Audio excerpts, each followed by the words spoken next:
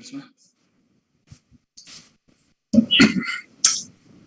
Hare Krishna, Namo Om Vishnu Padaya Krishna Prasthaya Bhutale, Srimate Bhakti Vedanta Swami Niti Namine, Namaste Saraswate Deve Gauravani Pracharine, Nirvisesha Sunyavadi Pashtata Deshatarine, Ajanulambitao Bujau, Kanakavadato, Sankitana Pitaro, Kamalaya Dakshu, Vishwambaro, Dijabaro, Vivadarma Palo, Vande Jagat Prekaro, Karunavataro, Karunavataro, Karunavataro. Today is a very unique day. We have been waiting for this day for a very long time. We've been waiting. And that's happening today. The first time in the history that we have witnessed all the four Sampradaya Acharyas are coming on one platform to share their wisdom to countless audience and followers and well-wishers.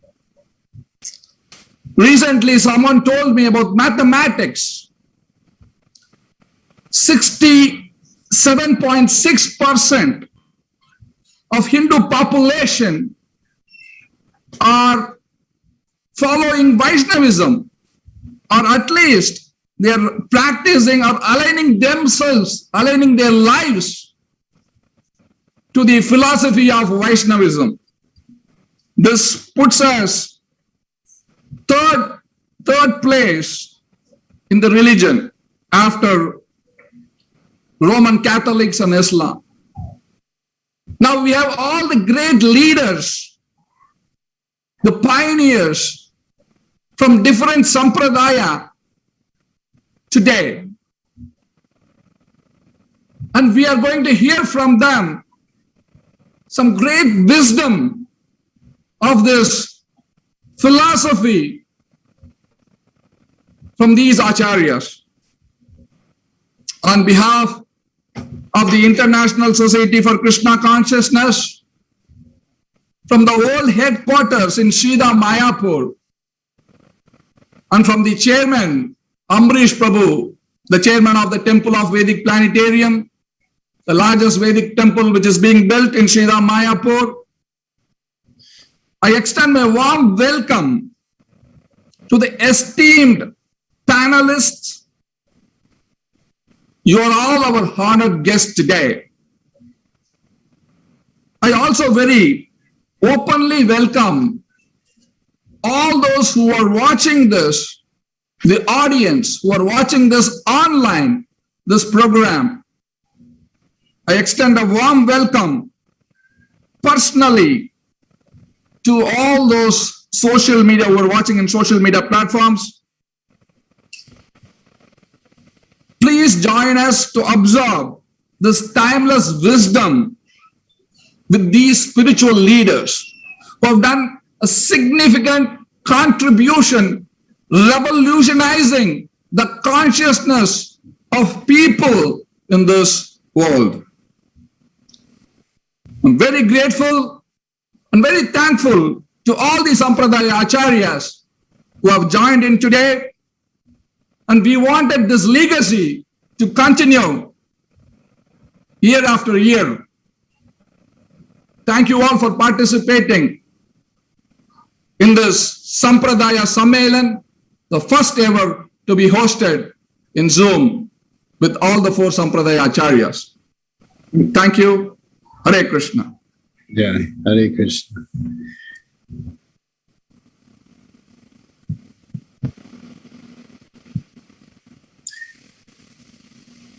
Hare Krishna.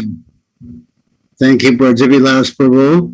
I just wanted to extend my personal welcome to all the leaders of the Sampradayas who come to participate in this Zoom conference. As Braja Vilasa was saying, it's a very, very auspicious day today. I was thinking that when Srila Prabhupada went to America, he went through so many austerities to get to America. And in America, he established so many temples and farms and centers and everything. And a couple of years ago, we needed a new murti for the Temple of Vedic Planetarium. So we engaged Lochan, who's made many Srila Prabhupada murtis, to make one with a special pose of worshiping the Panchatattva who are in the new temple. So he did that, and then he shipped Srila Prabhupada back to India. So this is a reverse journey for Srila Prabhupada after being in America and establishing ISKCON. He made the return journey on a ship to back to India. And when he arrived in Mayapur, Braja Prabhu and I were talking, and afterward there was some minor repairs that had to be done. And we decided we just can't have Srila Prabhupada sitting in a carton for a year or so. So we can't really have an official ceremony to install him because of the pandemic. There's not enough of our leaders who are coming here to Mayapur. So we decided that we would have a welcoming ceremony for Srila Prabhupada to welcome him onto the property of the TOVP, which he buried the Seshanaga many years ago. So to welcome him onto the property and give him a proper place of worship and situation here in Mayapur so he can keep an eye on the construction. Until now, Srila Prabhupada has been watching everything from his samadhi. But now he'll be on the temple property and he'll be able to keep an eye on all the construction that's going on. And Srila Prabhupada has done this in a few other temples that he established in Juhu, was one that jumped into my mind because I was there in 75 while it was being built. And when they opened the towers, Srila Prabhupada wanted to move into his quarters, even though there was a lot of dust and it wasn't finished. But this was Srila Prabhupada's desire. And I'll show you a little postcard that I have. Where can you see this? Oh, yeah. This is a postcard of Srila Prabhupada sitting in the back of a car, and he's looking at his watch. So this was Srila Prabhupada's mood. He was always, wanted to get things done and get things done quickly out of his compassion for all the fallen, conditioned souls in this world. He wanted to do so many things. So he did as much as he could in his short visit, not that short. He was so many years in preparation. But he did what he could, and then he left the rest of it up to us. So we're very happy to come to this point where we're going to be unveiling the new murti tomorrow. And I believe that this conference that we're having today, a meeting that we're having of the 4 different sampradayas, is a historic event. And as Braja Vilasa was saying, I'm praying that we can continue this dialogue and meetings, and our job is to push on the worship of Sri Krishna around the world in so many different ways and so many different venues. So we're very happy that all of you are here, and thank you very much for coming and attending. And we're very, very happy that things are going on so nicely. So thank you. And all glories to Srila Prabhupada. Hare Krishna. Hare Krishna. Thank you very much, His Grace Ambrish Prabhu, for your words of wisdom. Thank you, Braja Vilasa Prabhu, for setting the scene for today's Sampradaya Summit. We will begin by creating the right context for the event. The world headquarters of the International Society for Krishna Consciousness, ISKCON, at Mayapur is developing the world's biggest temple with the aim of propagating the aim of Vedic wisdom scientifically. Known as the Temple of Vedic Planetarium, TOVP, this structure would also house the world's first Vedic cosmology-based planetarium and will present the teachings of the ancient scriptures in an easy-to-understand manner.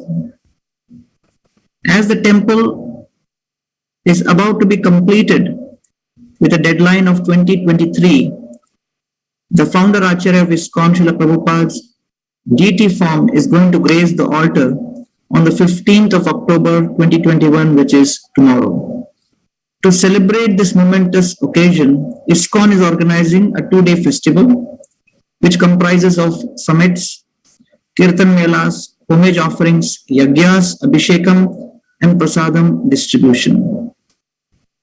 As part of this overarching theme, ISKCON is delighted to launch the world's first ever Sampradaya Summit online, wherein prominent Acharyas, representatives of all the 4 Vaishnava Sampradayas will participate to share their views on the state of Vaishnavism in modern times. These representatives will be accompanied by accomplished scholars from international universities. As it is described in the Bhagavad Purana, Durlabho Manavo Deho Dehinam Shanabhangura Tatrapi Durlabham Manye Vaikuntha Priyadarshanam. To get a human form of life is rare. Rarer still is to get a long life in human form. But the rarest is to get the association of those who are situated on the path towards Vaikuntha, the Vaishnava Sangha. Vaishnavism constitutes the world's 3rd largest religious demographic. Vaishnavism is said to constitute almost 67.6% of approximately 1 billion Hindus, making it the world's third largest religious denomination after Roman Catholicism of 1.3 billion and Sunni Islam of 1.4 billion. Today, we are extremely fortunate to have the representatives of the 4 main traditional sampradayas of the schools of Vaishnavism. We have both pontiffs and practicing academic scholars. We can say that this is the first time we are having such kind of a summit online. And all the 4 in essence speak of one unifying message. That Supreme Person, Lord Vishnu, Krishna, Ram, Narayan, is the Supreme Being, and the path of salvation of individual jiva is bhakti. And especially for us, those who are followers of ISKCON, who are in the Brahma Madhava Gaudiya Saraswat line, our immediate predecessor Acharyas have shown by their personal examples how these 4 sampradayas are to be regarded in essence as one. Srila Bhaktisiddhanta Saraswati Prabhupada, our Param Guru, who is the Guru and spiritual master of His Divine Grace, Srila A.C. Bhaktivedanta Swami Prabhupada, has established, not far from TOVP, the first and a unique temple of its kind, Sri Chaitanya Mutt, in 1918, where he established the deities of the 4 Vaishnava Sampradaya Acharyas, Sri Nimbarka Acharya, Sri Vishnu Swami, Sri Ramanujacharya, and Sri Madhvacharya, in the 4 corners of the sanctum sanctorum of the temple, housing the deities of Sri Gandharvika Girdhari. His Divine Grace, Srila A.C. Bhaktivedanta Swami Prabhupada, in many places in his letters, personal conversations and books, said that all the Vaishnava Sampradayas are bona fide and have the same goal. At this stage, I would like to invite all of you to share your views on a pertinent and immediately relevant topic which will benefit the audience today and the world in general. The philosophy and culture of Vaishnavism is not world-denying, but it is world-affirming, for it considers this world as an energy or as an attribute of the Supreme Lord. today, the world we live in is in the midst of various unfortunate calamities, pandemic, political unrest, identity politics, ecological crisis, mental health issues. The list is endless. The jivas who are suffering in this world are looking for respite and relief. They are looking for a solution. They are looking for an alternative. So, my first question to each one of you is, what has Vaishnavism got to offer to the souls of this world across different nations, across different countries, across different backgrounds and traditions? Something which is relevant, something which is practical, something which is transformational for each one of the souls across the world, because ultimately people are looking for a tangible impact in their own lives. So this is my first question to all of you. Please share, based on your experience and your realization, what aspect of Vaishnava philosophy and practice you feel would be most impactful in transforming people's lives in the world today. So I'll begin by first introducing one of the speakers, and then as I call upon each of the speakers, then they could share their experiences and realization on this particular topic. May I have the honor to introduce, first of all, from the Sri Vaishnava Sampradaya, His Holiness Srila Chinnajiyar Swami, who's very well known for his spiritual discourses on Sri Vaishnavism. He is the designer, planner, and the creator of the Statue of Equality, a beautiful statue dedicated to Sripad Ramanujacharya, which is opening on February 2nd, 2022. And you can visit the website www.statue.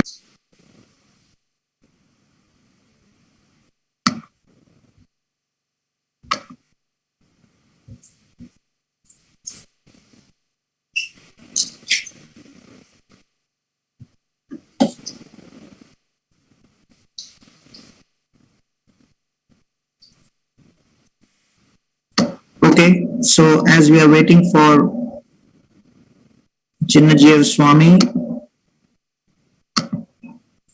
I call upon Sri Raman Dikshitlu Garu, who is the main priest of Tirumala Devasthanam, born in July 1948.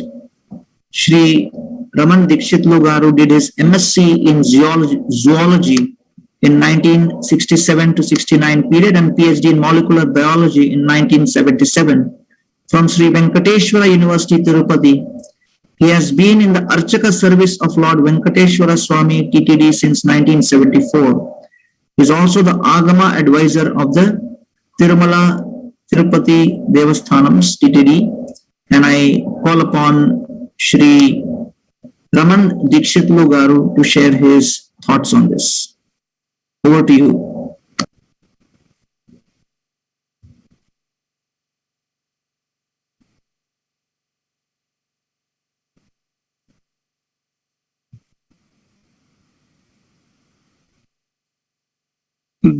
There seems to be some internet issues.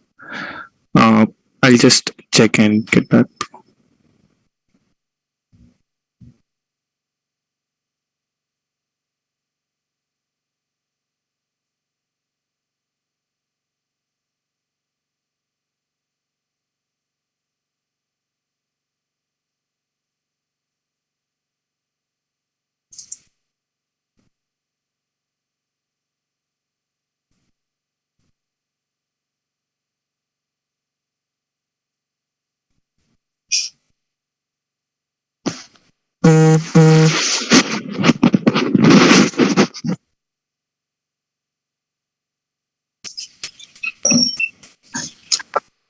Yes, please go ahead, sir. Yeah, thank you. Hello, everybody. Namaskaram. I am Dr. Ramana Dikshitulu from Tirupati Balaji Temple, the most famous Vishnu temple in the world. We follow Vaikhanasa Agama in the temple, which is more than 10,000 years old as per our scriptures. And we follow Yajurveda. Hello? Are you able to hear me? We can hear you, sir. Please go ahead. Yes. I am, as a scientist and a priest in the hereditary line of family which has been serving the Lord for last 1800 years, I have been very much interested in understanding the inner meanings of all these rituals in the temple. And it is really fascinating to find the ultimate knowledge of our ancient sages like Vaishnava Acharya, Atri Maharshi, Bhrigu Maharshi, Kasyapa Maharshi, and Marich Maharshi, who gave us this Vaikhansa Agama Shastra. They're all very highly knowledgeable scientists, what I understand from their scriptures. They have given us the ultimate information of the secrets of creation of the universe and the daily life of human beings. In Kashyapa's Jnanakanda, we can find the most detailed embryology lessons which I studied in my post-graduation. From the minute the fertilization takes place in the womb of the mother till the delivery, how the cells divide. And the process is given in a more detailed way than our embryology lessons. At the same time, Marichi Maharshi gives us about the cosmology, where all the other worlds where gods live, they are situated, the directions, the distances. Of course, they are in a coded language which is not understandable to a layman, but it needs a lot of patience and meditation and training your mind to a higher level than the ordinary human life. This, I am very much impressed by the technology and the scientific knowledge of our ancestors. And there has been evidences that the Vaishnavism existed throughout the world in all the continents thousands of years ago. Maybe the geographical and nomenclatures have been changed with the passing of time, but we can still find the evidences of Vaishnavism. Vishnu being worshipped in the form of Rama in Egypt, or Krishna in the eastern countries like Indonesia, and Brahma in some other countries. So the Vaishnavism basically speaks about Ashtanga Yoga. Vaikhansa Agama teaches us the very first lessons as a priest we learn is Ashtanga Yoga, which includes non-violence, peaceful coexistence, healthy habits, limited food and indulgence, and aparigraha, not expecting anything from any person in return to our helps or in our service. So all these things, if followed systematically, will be resulting in a very peaceful world where people will be living in love to each other, without hatred, without jealousy, and without greed. So, I am proud of being a Vaikhanasa priest, and whenever the opportunity comes, I speak about all these things to the general public and especially to the younger generation who can be molded into Vaishnavism and the principles of Vaishnavism. And I am very much happy about the Sanatana Samelan, which is going on. And I am very proud to be a part of it. And I wish all the participants the plentiful blessings of Lord Balaji Venkateshwara Swami. And I wish the function every success and a long way to go. Thank you very much and God bless you all. Thank you very much, Dr. Ramanan, for sharing your experiences with Vaikhanasa and explaining how by practicing that the world can be filled with peace, love, joy, and free from greed. And your background with both ancient Vedic tradition and science is a very, very powerful combination. Thank you for sharing your words. We now have His Holiness Chinnajir Swamiji who has joined us. So in his presence, I'll introduce him once again. Chinnajir Swamiji is very well known for his spiritual discourses on Sri Vaishnavism. He's the designer and the planner of the upcoming world-famous Statue of Equality, a statue which is dedicated to Sripad Ramanujacharya, and it is very close to the airport at Hyderabad. He has been visiting and spreading the message of Sri Vaishnavism in several countries, including United States, London, Singapore, Hong Kong, and Canada for more than 3 decades. And you can visit this website, statueofequality.org. And we have with us His Holiness Chinnajir Swami. May I call upon him to share his words on how Vaishnavism can help people in this age of suffering.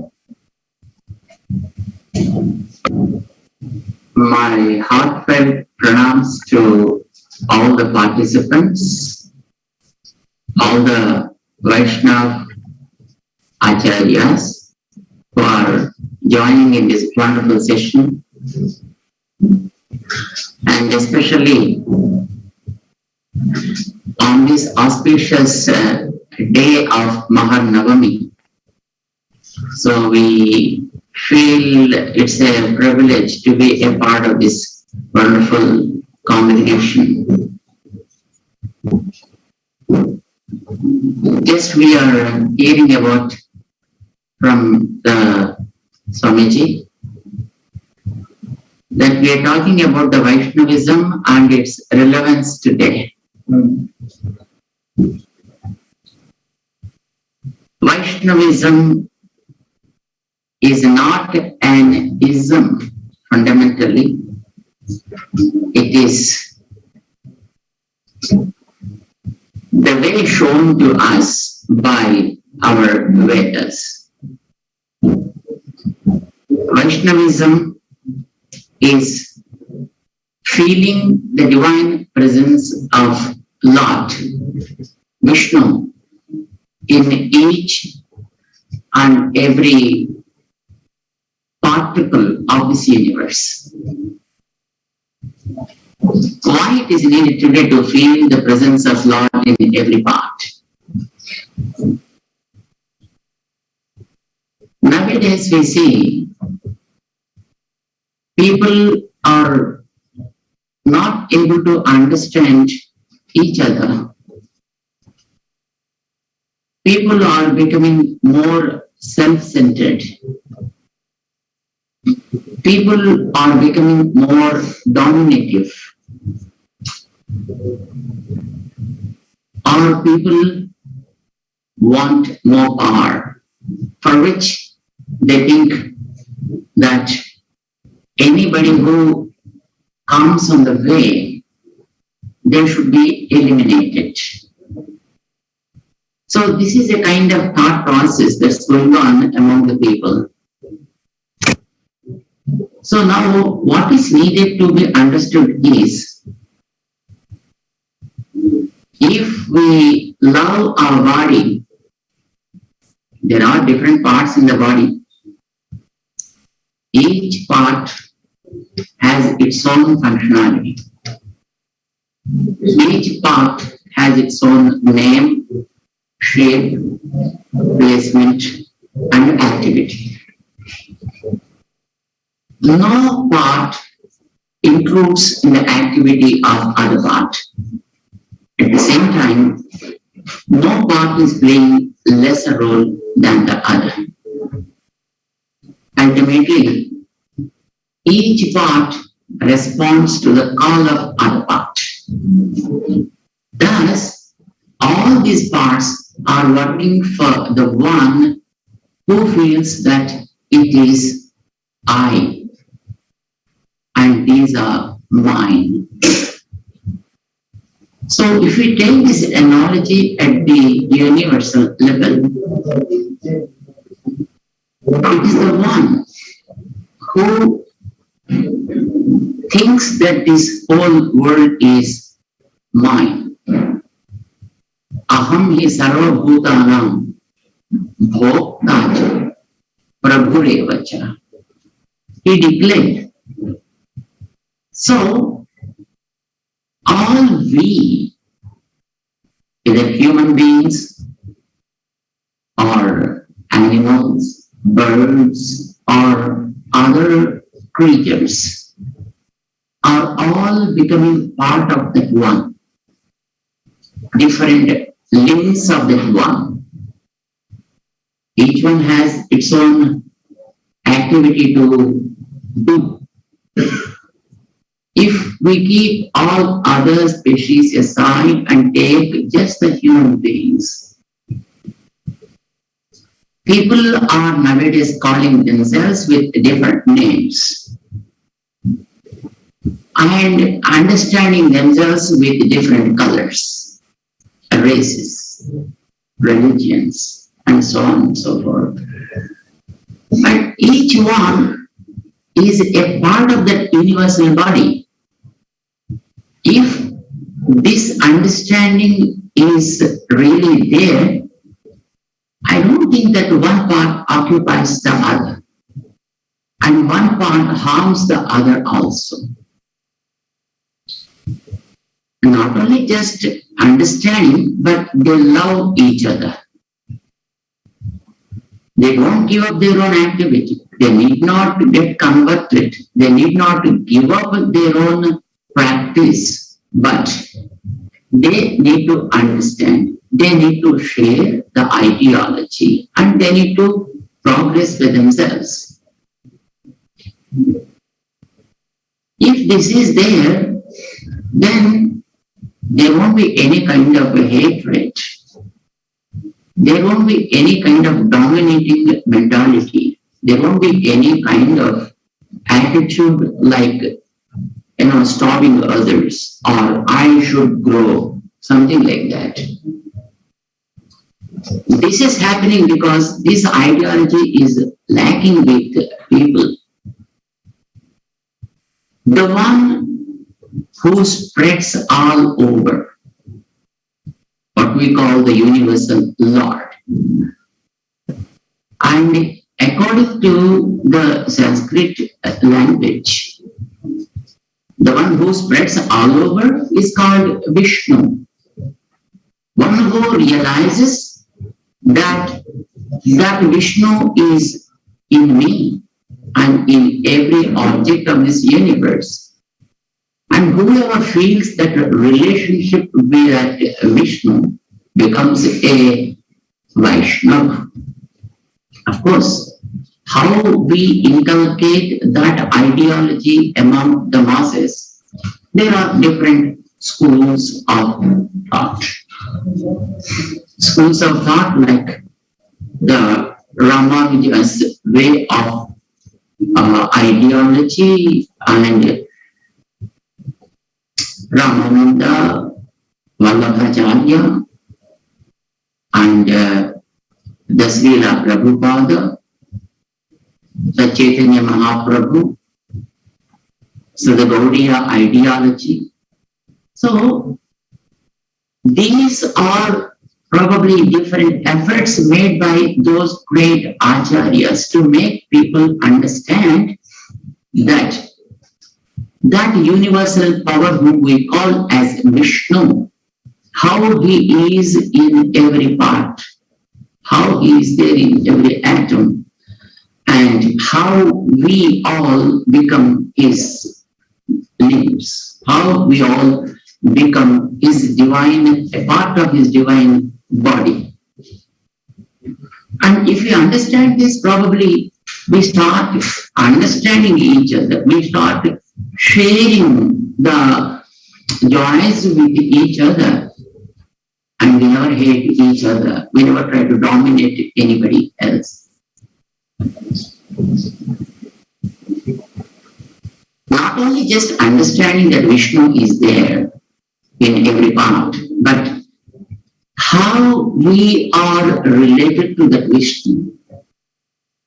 The greatness of this Vaishnava Sampradaya is, as we read in Bhagavad Gita, Gatir Bhakta Prabhu Sakshi Nivasa Saranam Suhrut. There are many types of relationship that we have with Vishnu.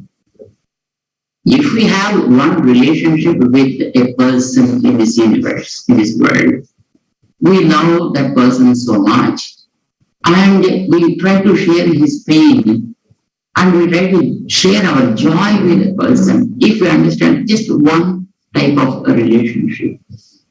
But it is said in our scriptures, we have not just having one type of relationship, but we have 9 types of relationship with him, which is called as Navavidha Sambandha. So, if we understand that Navavidha Sambandham is there with that Vishnu, and the whole universe around is divine form, then whom do we hate? And whom do we dominate? And why should we dominate? And we try to share it. This is the greatness of our Vaishnava ideology.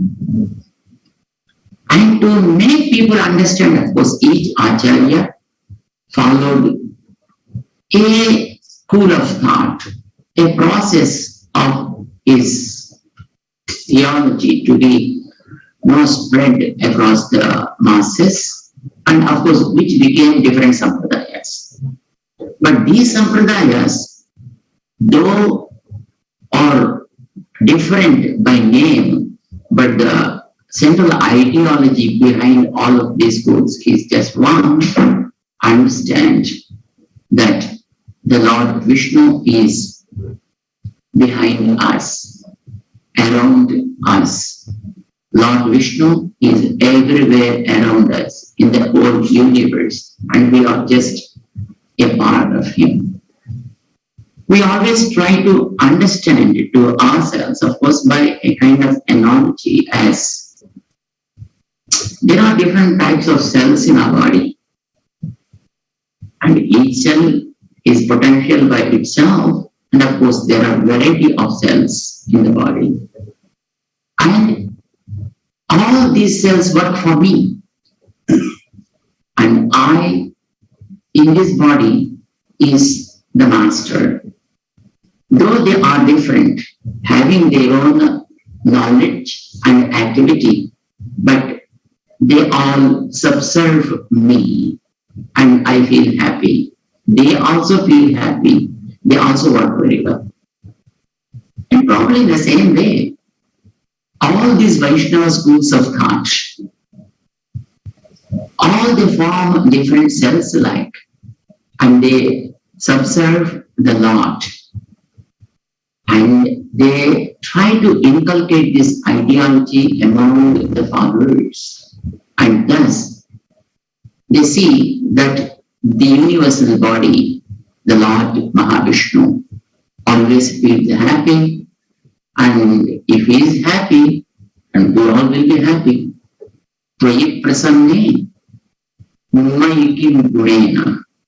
And if you are happy, then what I need more than that to make a comfortable living here, and of course, in other worlds too. This is the great ideology our Vaishnava Acharyas gave to us, and fortunate enough, probably we feel blessed to be in that lineage of those great Acharyas. And we are always think that we are blessed to have all these Vaishnava Acharyas joining together to talk about the commonalities of these schools, and so that the people who are following the schools will be benefited by a kind of understanding that all these Vaishnava schools are aiming at making people respect each other, love each other, following their own traditions and systems.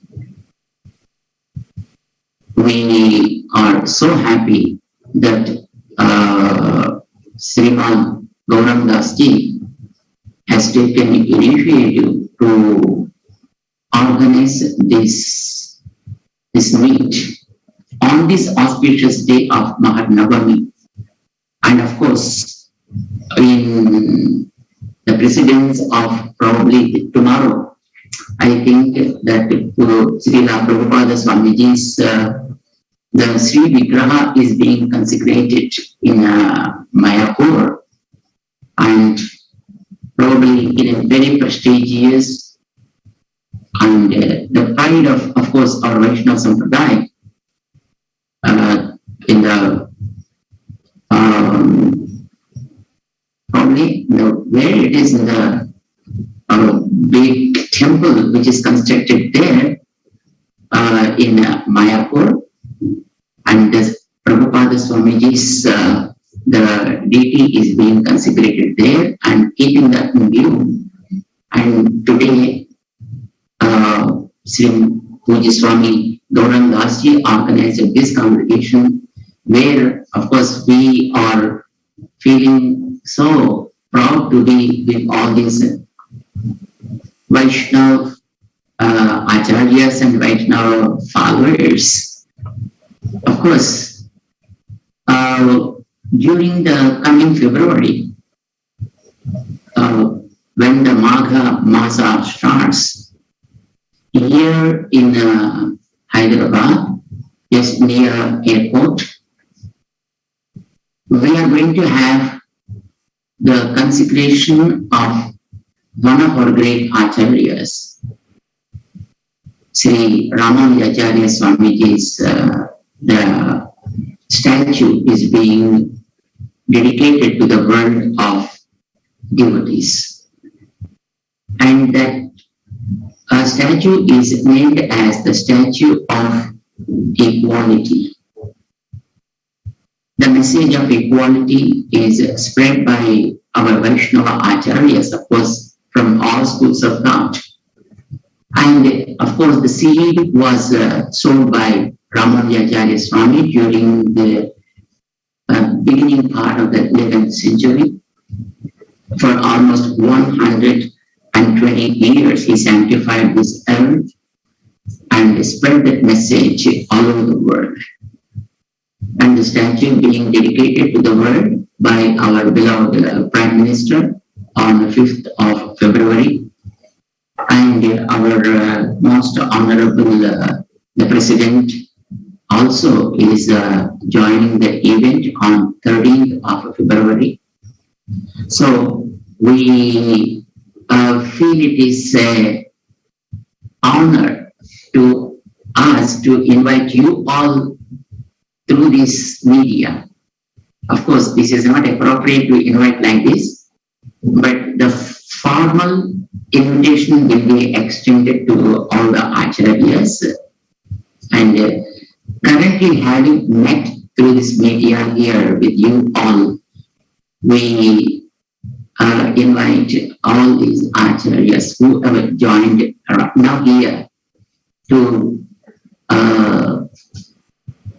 be a part of this wonderful occasion and bless the occasion and also the audience. And let us all sing the glories of our great Acharyas who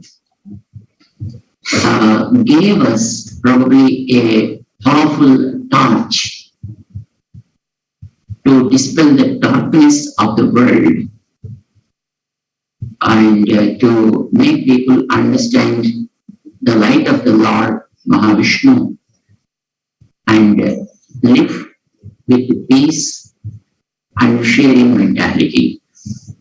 So once again, I invite all the Acharyas to join us during that occasion and just let us all be a part of enjoying the grace of Lord. We once again offer our Mangala Sasanams to all the Acharyas and especially to Sriman Gauranga Dasji for not only just organizing this event, but also making us also a part of this Vaishnava Sangosti. Jai Srila Narayana. Thank you very much, Swamiji, for sharing your beautiful words of wisdom, emphasizing on how the body is served by each and every part, how each of the sampradayas is like a cell, and we are all trying to please the Supreme Lord as parts and parcels, and so many different relationships we have with the Supreme, and you extolled the glories of Lord Vishnu and the energies of Lord Vishnu so beautifully. Thank you very much for sharing your words of wisdom. From the Sri Sampradaya, thank you very much, Swamiji.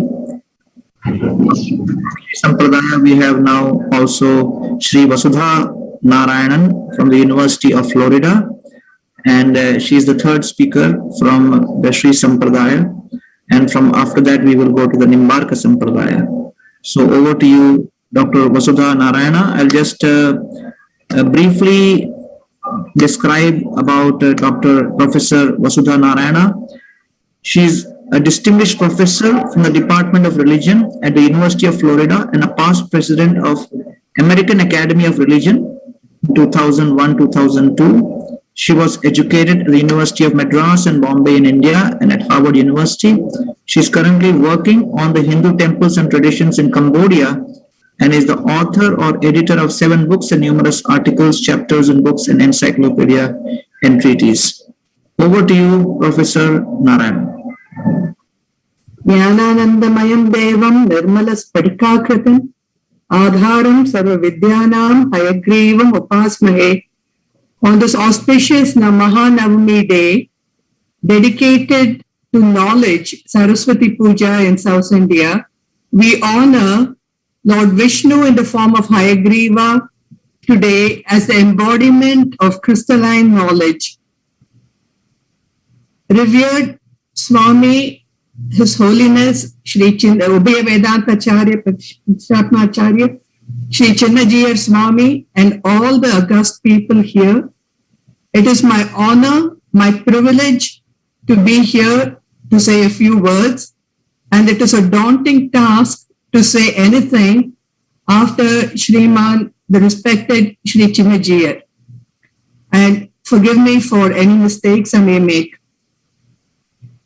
In the 9th century, the revered poet and saint Nammarwar said, Poliha, Poliha, Poliha. It's literally to boil over in happiness, to foam over, so to speak. Translated loosely, it would mean rejoice, rejoice, rejoice. Why should we rejoice? He says, Poetry Valluyir Shabam, the cursed life has gone. Even the hard fires of Naraka, of hell, have gone. The persisting curse of life is gone. The agony of hell is destroyed. Death has no place here. Kali is destroyed. Why? Because the followers of the sea-colored Lord swell over this earth, singing with melody. The bhaktas of the Lord are all over this world, singing, dancing, and whirling with joy. We see them. He goes on to say, Kandom, Kandom, Kandom, Kannakki Iniyana Kandom. We have seen what is pleasing to our eyes.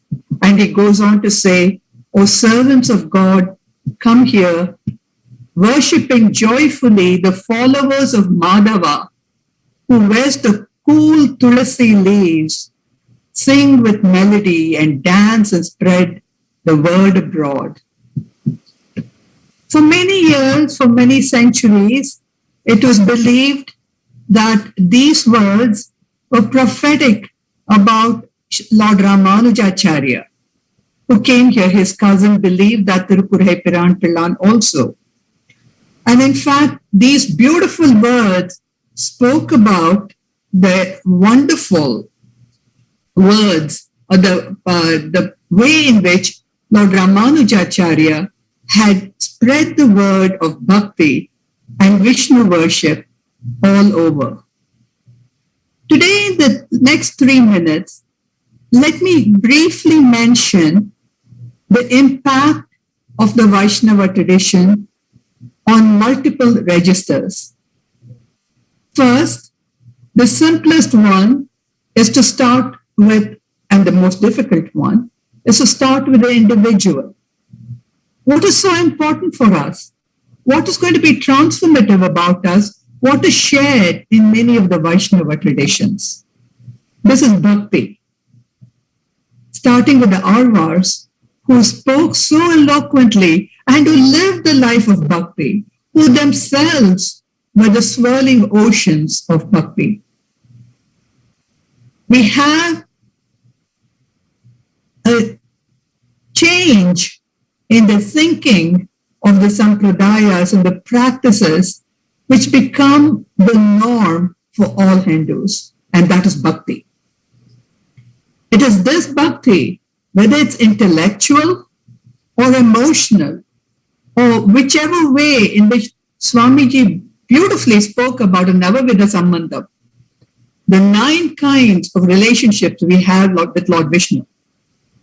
Whatever the relationship, whether we, as a protective mother, in a reversal of bhakti, speak with Vatsalya Bhava about the baby Krishna, or whether we as a servant, as a dasa, speak about the Supreme Being.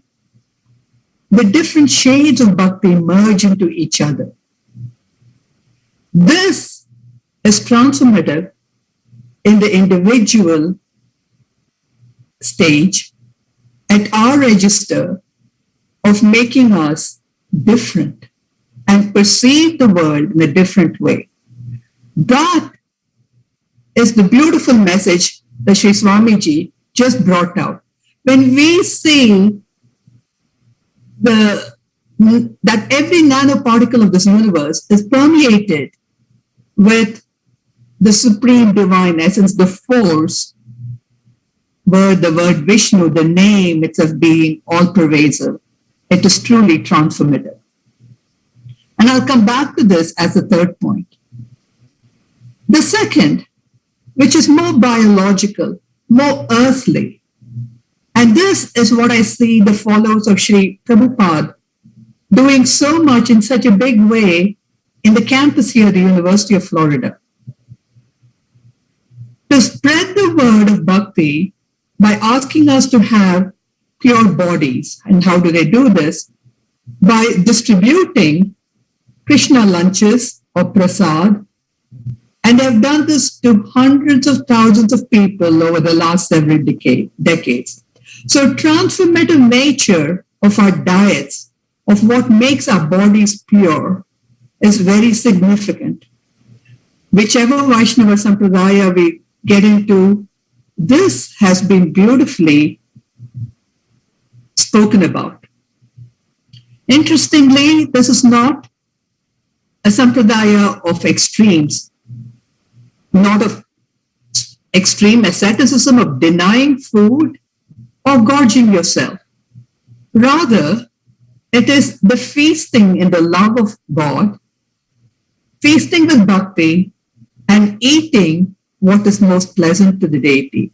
Andal, an Alvar who lived in the 8th, 9th century, starts off denying herself the different kinds of indulgent foods like ghee and milk and so on. But as she goes in the Tirupavai, she says, if she is with Krishna, if she is like a cowherd girl going with them, with Krishna to the forest, then she will eat. And she will eat the rice, she says, with ghee coming up to the elbows, murangai varivara. With that kind of indulgence, she will have it. Why? Because she's in the presence of Krishna. So first bhakti, and it spills over to the second point I made, which is the biological, the food. And third, this is a cosmological element. And this is again connected with the beautiful point that Sri Chinnajaya Swami made about the name Vishnu. As Ramanujacharya so beautifully and eloquently spoke, Vishnu is the soul, the Atma, and the entire universe is the body of Vishnu. So Vishnu has a Divya Mangala Vigraha, which you see in the Archavatara in the temples, but the entire universe is also the body. And so this is the Shariri Bhava, which comes out very, very delightfully in his writings and very profoundly. And this is of such importance to us in this day and age in our entire planet. If the entire universe is composed of Chit and Achit, then this entire universe, this world, on the one hand, we valorize her as Bhudevi, Prithvi Devi, the consort of Vishnu. On the other hand, the entire universe is also the body of God. If this is divine, then surely we should treat the entire world with respect. I speak here, therefore, of the environmental impact of the teachings of Sri Ramanujacharya, as well as all the Bhakti Acharyas, who ask us to treat every aspect of life with care. When Sri Rama offers fearlessness and Sharanagati to Vibhishana, and he says, Satkradeva Prapannaya, if one time any person bows to me, Tavasmiti Chayachare, I will give protection to all beings, to everyone, not just you or me, but to all one. Shouldn't we then treat the environment with care? The plants, the trees, the mountains, and stop poisoning the earth. This message of saving this earth is not simply a secular ecological device or habit. This practice is ultimately divine. So, to conclude, I go back to the words of Sri Namarvar, who spoke again about the beautiful, in such a lovely way, about the followers of Vishnu swelling over this earth. And he says in the third verse of the same decade that I spoke about, that the whirling age of Kali ends, the divine ones enter the earth, the golden age dawns, and floods of great joy sweep over the land. The followers of him who is dark as a cloud, my Lord the sea-colored one, fill this earth, and they're all over this land. And the Tamil words are extraordinarily beautiful. I wish I had the time to say them, but please accept my gratitude in allowing me to talk today, and particularly in the presence of the great Mahan. And Swami, my pranams, my salutation to you and to everyone. Thank you. Thank you so much, Professor Vasudha Narayana, for sharing your beautiful words of wisdom, explaining the impact of the Vaishnava tradition at the level of an individual through bhakti in the different rasas, at the biological level by purifying our body through pure food, prasadam, and at the cosmological level with Lord Vishnu being all-pervading and the soul being part and parcel of the Supreme. Thank you very much for your wonderful words of wisdom. I thank all the Acharyas from the Sri Sampradaya for presenting their beautiful thoughts and beginning this Vaishnava Summit with very, very powerful words of wisdom from your tradition. I now take the liberty to move to the Nimbarka Sampradaya, and I call upon at the very beginning Shri Shyam Charan Devji Maharaj. Shyam Charan Devji Maharaj is the 49th Acharya in the line of Sri Nimbarka Acharya. He accepted initiation as a renunciant in the year 1995. He is well known for his sweet discourses and has studied grammar and music in great detail. मैं परम पूज्य स्वामी श्री श्याम चरण देव जी से निवेदन करता हूं कि वो निम्बार्क संप्रदाय की ओर से हम सभी को यहाँ पर लाभान्वित करें. महाराज जी, the floor is over to you. Unmute कीजिए, अपने स्क्रीन को अनम्यूट कीजिए और अपने विचार व्यक्त कीजिए. नमस्कार, प्रणाम. जय श्री राधे. जय श्री राधे. संभव है मेरी आवाज पहुंच रही है?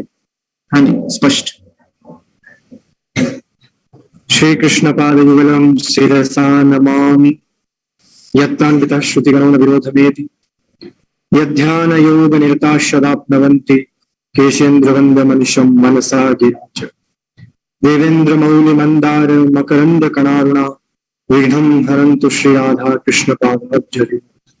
श्रीमते सर्वविद्यानां प्रभवाय सुब्रह्मणे आचार्याय मुनीन्द्राय श्रीनिम्बारकाय. समुपस्थित समस्त आचार्य वृंद एवं समस्त गणमान्य जन, आज विशेष ये प्रसन्नता का अवसर कि विश्व के विशालतम इस मंदिर निर्माण में श्री प्रभुपाद जी महाराज की मूर्ति का विराजमान होना हम सभी समस्त वैष्णव जगत के लिए परम गौरव का ये अवसर है. जैसा कि हम सभी जानते हैं, हमारी वैष्णव परंपराओं में समस्त संप्रदाय के आचार्यों ने भगवान की भिन्न भिन्न आराधना पद्धति के द्वारा, अपने सदुपदेश के द्वारा हम सभी को लाभान्वित किया है. इस वर्तमान समय में, इस आधुनिक समय में ये कहना अतिशयोक्ति नहीं होगी कि श्री प्रभुपाद जी महाराज ने संपूर्ण विश्व में कृष्ण भक्ति का प्रचार प्रसार किया है.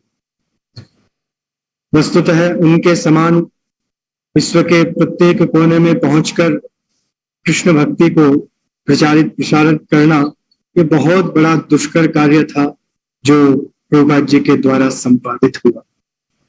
और हो भी क्यों नहीं, हमारे आद्याचार्य श्री निम्बार्क भगवान का तो उपदेश ही यही है कि नान्या गति कृष्ण पदारविंदात्, अर्थात इस चराचर जगत में जीव की यदि कहीं पर गति है, उसे परम शांति का अनुभव होता है, तो वो केवल मात्र भगवान श्री कृष्ण के युगल चरणारविंद है. उसी ध्येय को लेकर प्रभुपाद जी संपूर्ण विश्व में यात्रा करते हुए आज हम सभी कहीं भी जाते हैं तो वहां पर हरे कृष्ण हरे राम इस मंत्र का उद्घोष संपूर्ण विश्व में सुनाई देता है. भगवान श्री कृष्ण की उपासना तब तक परिपूर्ण नहीं होती जब तक हमारे आद्याचार्य श्री निम्बार्क भगवान के द्वारा युगल सरकार के नित्य निकुंज विहारी श्यामा श्याम वृंदावन विहारी युगल सरकार की उपासना साथ में न हो। कृष्ण के साथ जब तक राधा का समावेश नहीं होगा तब तक कृष्ण की उपासना करना पूर्णता को प्राप्त नहीं होता है। यही उपदेश हमारे आद्याचार्य श्री निम्बार्क भगवान ने वेदांत का प्रतिपादन करते हुए स्वभावतोपास्त समस्त दोष अशेष कल्याण गुणैक राशि गुहांगिनम ब्रह्म परम वरेण्यम ध्यायेम कृष्णम कमले क्षणम हरिम। भगवान श्री कृष्ण का दिव्य दर्शन हमें जिस प्रकार वेदांत में कराया है निम्बार्क भगवान ने, पर यह दर्शन अधूरा है जब तक उनके वामांग में अंगे तुवामे वृषभानुजा मुदा विराजमाना मधुरूप सौभगाम सखी सहस्री परिसेविताम सदा स्मरेम देवीम सकलेष्ट काम। जब तक वामांग में भगवती श्री राधा रानी का विराजमान न हो तब तक वह दर्शन अपूर्ण होता है। इसीलिए जिस प्रकार हरे कृष्ण मंत्र का संपूर्ण विश्व में प्रचार प्रसार किया प्रभुपाद जी ने, उसी प्रकार युगल महामंत्र राधे कृष्ण कृष्ण कृष्ण राधे राधे राधे श्याम श्याम श्याम राधे राधे, इस मंत्र का भी उसी प्रकार उतना ही महत्व हमारी इन सभी वैष्णव परंपराओं में है। आज इस बात की विशेष प्रसन्नता है कि समस्त संप्रदायों के आचार्य इस आधुनिक सुविधा के माध्यम से एक मंच पर उपस्थित है। यद्यपि पूर्व में अनेक बार श्री निम्बार्क आचार्य पीठ में समस्त आचार्यों का एक मंच पर केवल वैष्णवाचार्यों का ही नहीं अपितु शैव संप्रदाय के समस्त आचार्यों का भी इस निम्बार्क आचार्य पीठ के मंच पर अनेक बार आगमन पदार्पण हुआ है, जिससे संपूर्ण विश्व को सनातन संस्कृति की उपासना किस प्रकार की जाए इसका सदुपदेश सदैव प्राप्त होता रहा है। और वैष्णवों का तो हम कहना चाहेंगे कि हमारे प्रभुपाद जी संपूर्ण वैष्णव जगत के गौरव है और आज भी उनकी जो शिक्षा है और उनकी उपासना पद्धति संपूर्ण विश्व को भगवान श्री कृष्ण के चरणारविंदों में सदैव लगाए रखती है। तो मैं इस संस्था जो संस्था प्रभुपाद जी के द्वारा, यद्यपि यह संस्था माधव गौड़ेश्वर संप्रदाय के अनुगत है, तो उस संप्रदाय के आचार्यों का तो विशेष महत्व है ही, साथ में जो संस्था ISKCON प्रभुपाद जी के द्वारा संचालित है, प्रतिपादित है, उस संस्था का भी विशेष महत्व भगवान की इस भगवत भक्ति के मार्ग को प्रचारित करने में।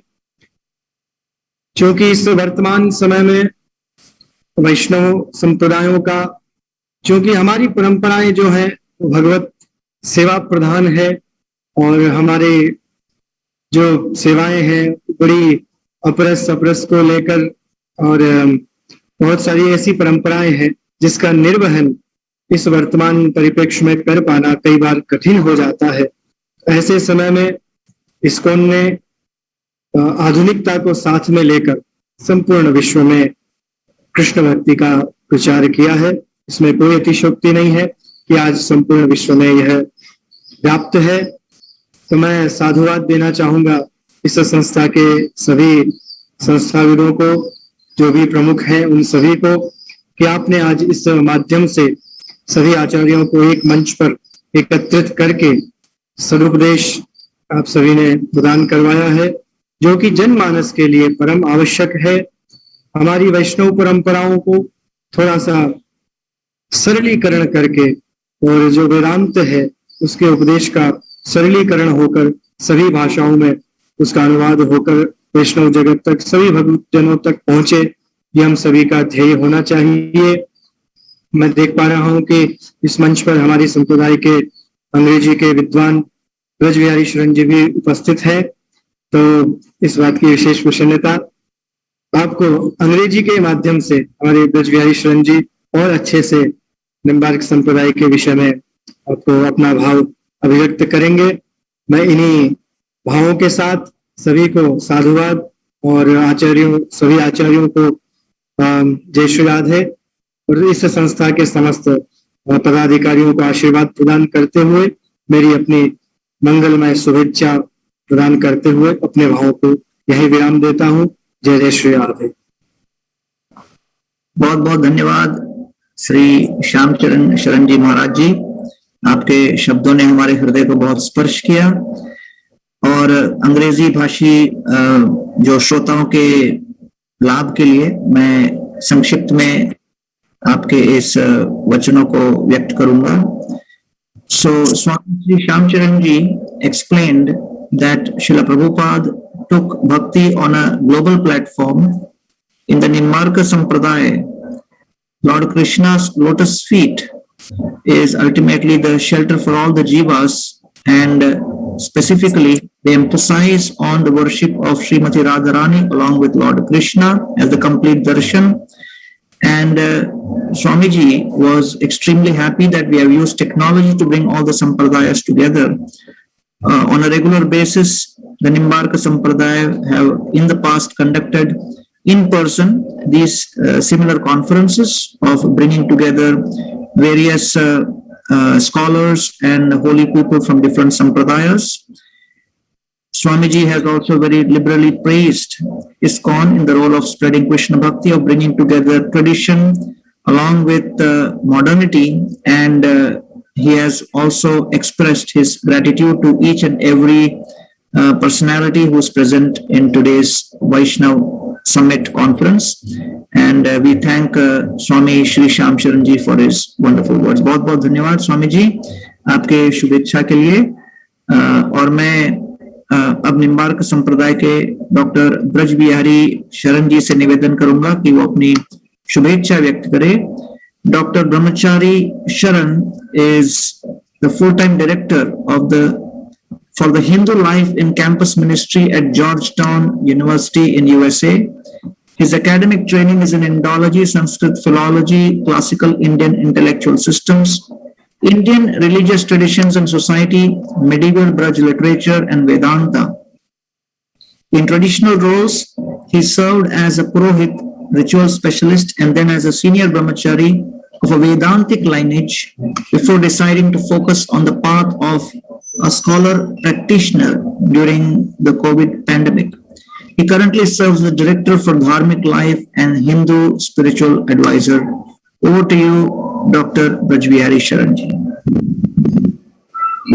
वाञ्छाकल्पतरुभ्यश्च कृपा सिन्धुभ्येव च पतितानां पावनेभ्यो वैष्णवेभ्यो नमो नमः.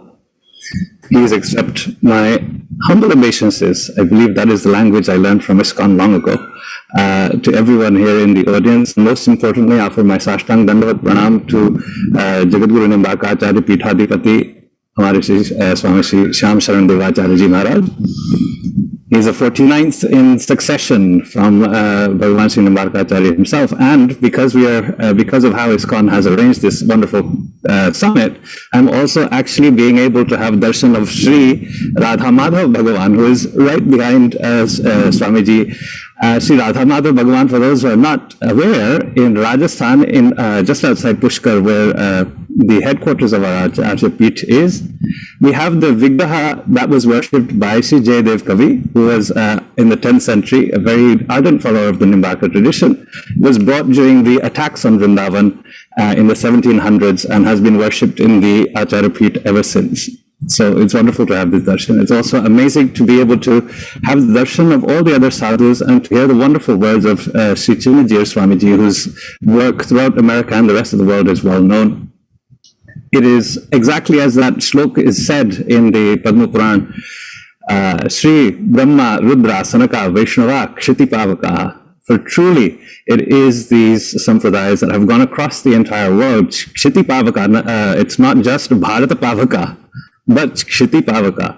They have purified the whole world by their teachings and examples. So I want to bring it back to a personal level. Swamiji was saying before, and Sri Chinnajir Swamiji was saying at the very beginning, that Vaishnavism is not an ism. It's not a religion. It's not an analog to Christianity or even to Catholicism, say.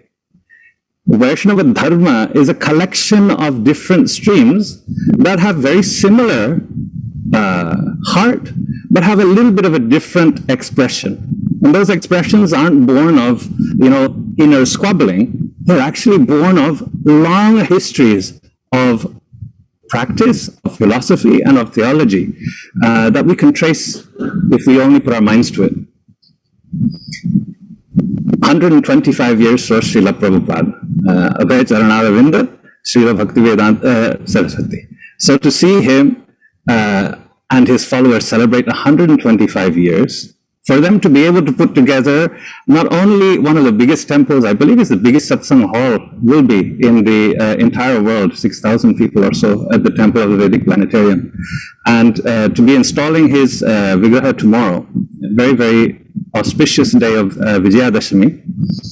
It's just something that I would love to say, that if it wasn't for ISKCON, I would have had a very tough time on this planet. I'm currently in Guyana, in a small country in South America. And here, there's so many wonderful things to see. I saw a Gaudiya temple just the other day, which has a picture of Srila Prabhupada and Srila Narayan Maharaj at the same time. And I thought to myself how very interesting the world is, that Vaishnava Dharma has arrived even as far as Guyana and much beyond. I think back to that line in the Ramcharitmanas, when Sri Hanumanji is going around Lanka, and he is very perturbed by what he sees, until he happens upon the place of Vibhishana, where Vibhishana's whole garden is full of tulsi leaves, where he sees the signs of the bow and the arrow of Bhagavan Sri Ram, and he feels, I finally found a place that I can take respite. When I travel, that's exactly how I feel. When I go to the mandirs that ISKCON has established, I can finally get hold of the tulsi dala I need to worship my Shaligramji. So, in a very little anecdote, I want to express my gratitude. Another thing that I think Vaishnava Dharma, and I think this is what I want to focus my remaining 3 minutes on, is that Vaishnava Dharma foregrounds vibhinnata. We as Nimbarkis, we have always said that Bhagavan Sri Krishna loves new things. This is why everything is new. Lavina Vega Sundaram and all those lovely things. Even he takes on new appearances. He likes new flowers, this, that, and the other. It's all a very devotional way of putting forward a very serious philosophical concept.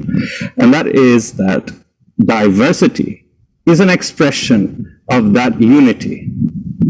There is nothing about monocultures here. There is no evangelism here in the Vaishnava Dharma. It is a celebration of everything that is different. That makes us Vaishnavas actually quite relevant to this time. You see, for the past 200 years, a very strong monoculture was being created across this world by colonial powers that had the ability to create and enforce such monocultures. But now that people have seen the actual problems that are created by monoculturism, people are now looking for how to celebrate diversity. Unfortunately, they're using monocultural theories to celebrate diversity, which really doesn't work. It only leads to representation, and that's the end of it. If they look just beyond that now, back to the past, they will see how Vaishnava Dharma dealt with diversity. We have in the Bhagavad Gita itself, Yayathamam prapadyante tams tathaiva bhajamyaham. All of these different statements that you'll find throughout the Sri Bhagavad Gita were said by Bhagavan himself. It's not for a joke. Nimbarkis have never gone out and said, you must become Nimbarki. Followers of Sri Ramanujacharya never said, you must follow Ramanujacharya. We're not interested in that. As far as Vaishnava Dharma is concerned, all we want is that people find their connection with their Paramatma. That's it. Why do I bring up diversity? I bring up diversity for quite a serious reason, actually. And that is, if we think in the terms of monoculture, and if we sit in our little silo and think about our Acharya, our this, our that, and our the other, that's very good. We should do that. But we should also have an eye to what else was out there. What else is out there? That will actually help us solve the problems of the present. I want to reverse us back a little bit. We all say that famous one, Akashat patitam toyam yathagacchati sagaram. What happens when that drops of water fall is that they form little streams, right? And these little streams, when they coalesce, they lead to the ocean. We heard about that. But I think that some people are eager to push those streams together very inorganically. Srinivas Bhagavan was never about that. Srinivas Bhagavan himself was a Muni, a Mahamuni, a forest ascetic. He was in the forest, and Vasudha was saying, Professor Vasudha Narayana ji from University of Florida, she was saying that the Ramanuja tradition isn't one of excessive asceticism. The Nimbark Sampradaya, by contrast, is a tradition of excessive asceticism. On the one hand, you still have Kathiya Baba Paramparas in Bengal today and in Bangladesh today, but it also has the type of acharyas that were able to converse with kings and queens and all of that. What are we talking about? There is a spectrum. That very same spectrum that Bhagavan himself wants for us, that there be a place for each and every individual, no matter how they think or behave. To me, that is the essence of Vaishnava Dharma. Srinivas Bhagavan said, karma, gnana, bhakti, okay. But also, if you can't manage those things, then within bhakti, there's sadhana bhakti, there's parabhakti. If you are confused about sadhana bhakti and you don't want to do it the Puranic way, then take the tantric way. There's no problem in that. If that's too much for you, then surrender everything and do Bhagavat Prapatti or Sharanagati. If you can't do Sharanagati, because that's too much asking you to transform yourself too much, then don't worry. Do Guru Pasatti. Just follow the advice of the Guru whenever you can. And at some point in time, you will find your way back to Sri Shyam Sundar. Why I bring up this diversity point is to highlight another point as well, which is Srinivas Bhagavan was around on this planet 50 years before Adi Jagadguru Shankaracharya ji. And as he worked on this planet, he did one thing that no other Sampradaya did up until that point, and that was to give Vedantic support to Bhagavan Sri Krishna as Parabrahman.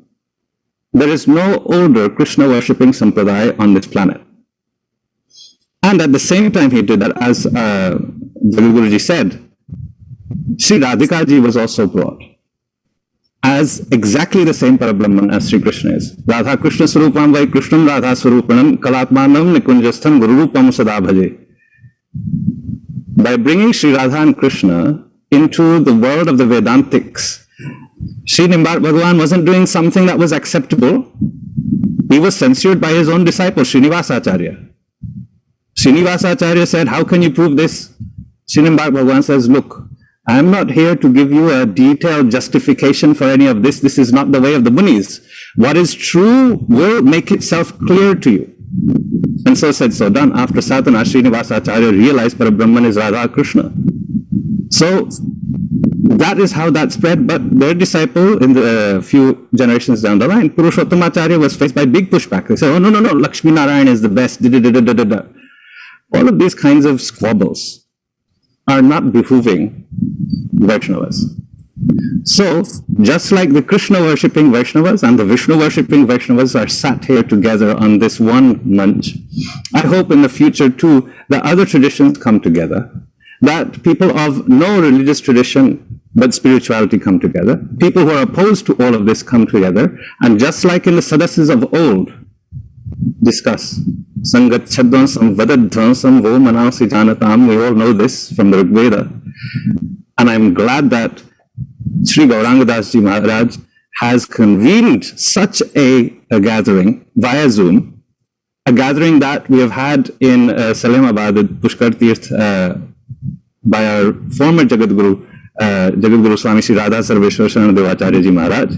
He organized countless of these Sammelans, as was said, in the 70s, 80s, and 90s. And I hope that in this new age, that ISKCON being one of the torch-bearer institutions of Vaishnava Dharma on this planet, they too push forward this agenda of simply bringing people together to talk.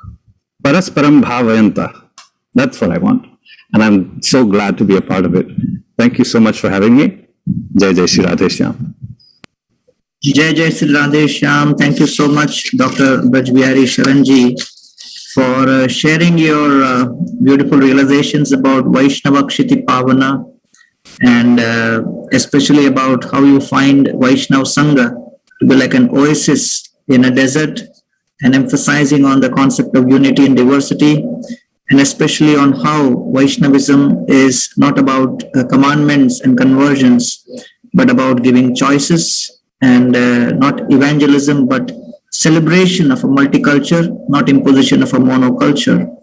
And apart from meditation, meeting with other thoughts are also so important, and about bringing about the history of how Nimbarkacharya was one of the first to provide the Vedantic support for Krishna worship. Thank you very much for sharing your thoughts. We are very grateful to the Nimbarka Acharya speakers for sharing their thoughts, and we now go on to the next Sampradaya, and that is the Rudra Sampradaya. We have His Holiness Dwarkesh Lalji Maharaj, who is His Divine Holiness Sri Dwarkesh Lalji Maharaj Ji hails from Pushti Marga tradition of Vaishnavism as a direct descendant of Jagat Guru Srimad Vallabhacharya Mahaprabhu Ji. He is an Acharya scholarship of Vedanta and Sanskrit from Kashi and Vrindavan, with a study of Hindi literature, Gujarati language and Vallabh Vedanta. He also studied law and treaties under Sri Veer Raghavendra Ji. He was appointed SARC Nations International Human Rights Association's Director for Spiritual Services in June 2018. I call upon Dwarkesh Lalji Maharaj to share his blessings from the Rudra Sampradaya.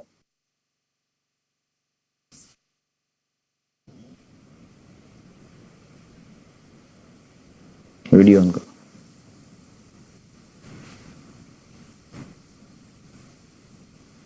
दीर्घायताब्जनयनं नयनाभिरामं श्यामं सुकोमलतरं वपुरादधानः भूयान्वरीय हृदयाम्बुजमध्यवर्ती श्रीद्वारिका नगर नागर चक्रवर्ती भक्तौघकल्पतरुतुल्यमतीव कान्तं तालाङ्कबन्धमुखताम रसैकरूपं तैलङ्गतल्लज्जमनल्पतरप्रतापम् इल्लम्बगारूतनयं कलयामि चित्ते।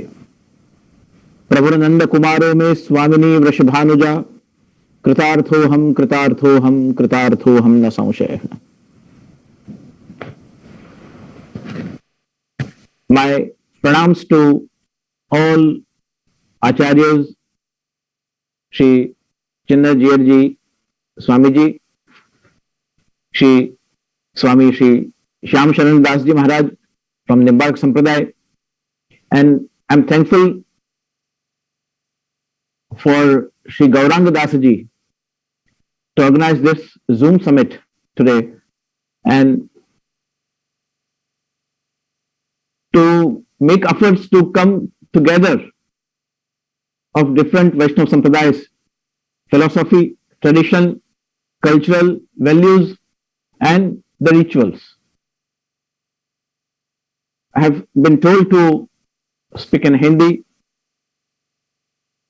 तो सबसे पहले मैं अपनी कृतज्ञता व्यक्त कर रहा हूं कि आप सभी आचार्यों के साथ रुद्र संप्रदाय जिसको कहा जाता है, ऐसे जगत गुरु आचार्य शिरोमणि श्रीमन महाप्रभु श्री वल्लभाचार्य चरण के इस संप्रदाय को, जिसे हम शुद्धाद्वैत ब्रह्मवाद के नाम से जानते हैं, और अलग अलग संप्रदायों में अलग अलग आचार्य परंपराओं का वर्णन हमें प्राप्त होता है, उसी प्रकार से कहीं शिष्य परंपराएं हैं, कहीं दीक्षा शिक्षा परंपराएं हैं, उसी प्रकार से वल्लभ संप्रदाय में वंश परंपरा है.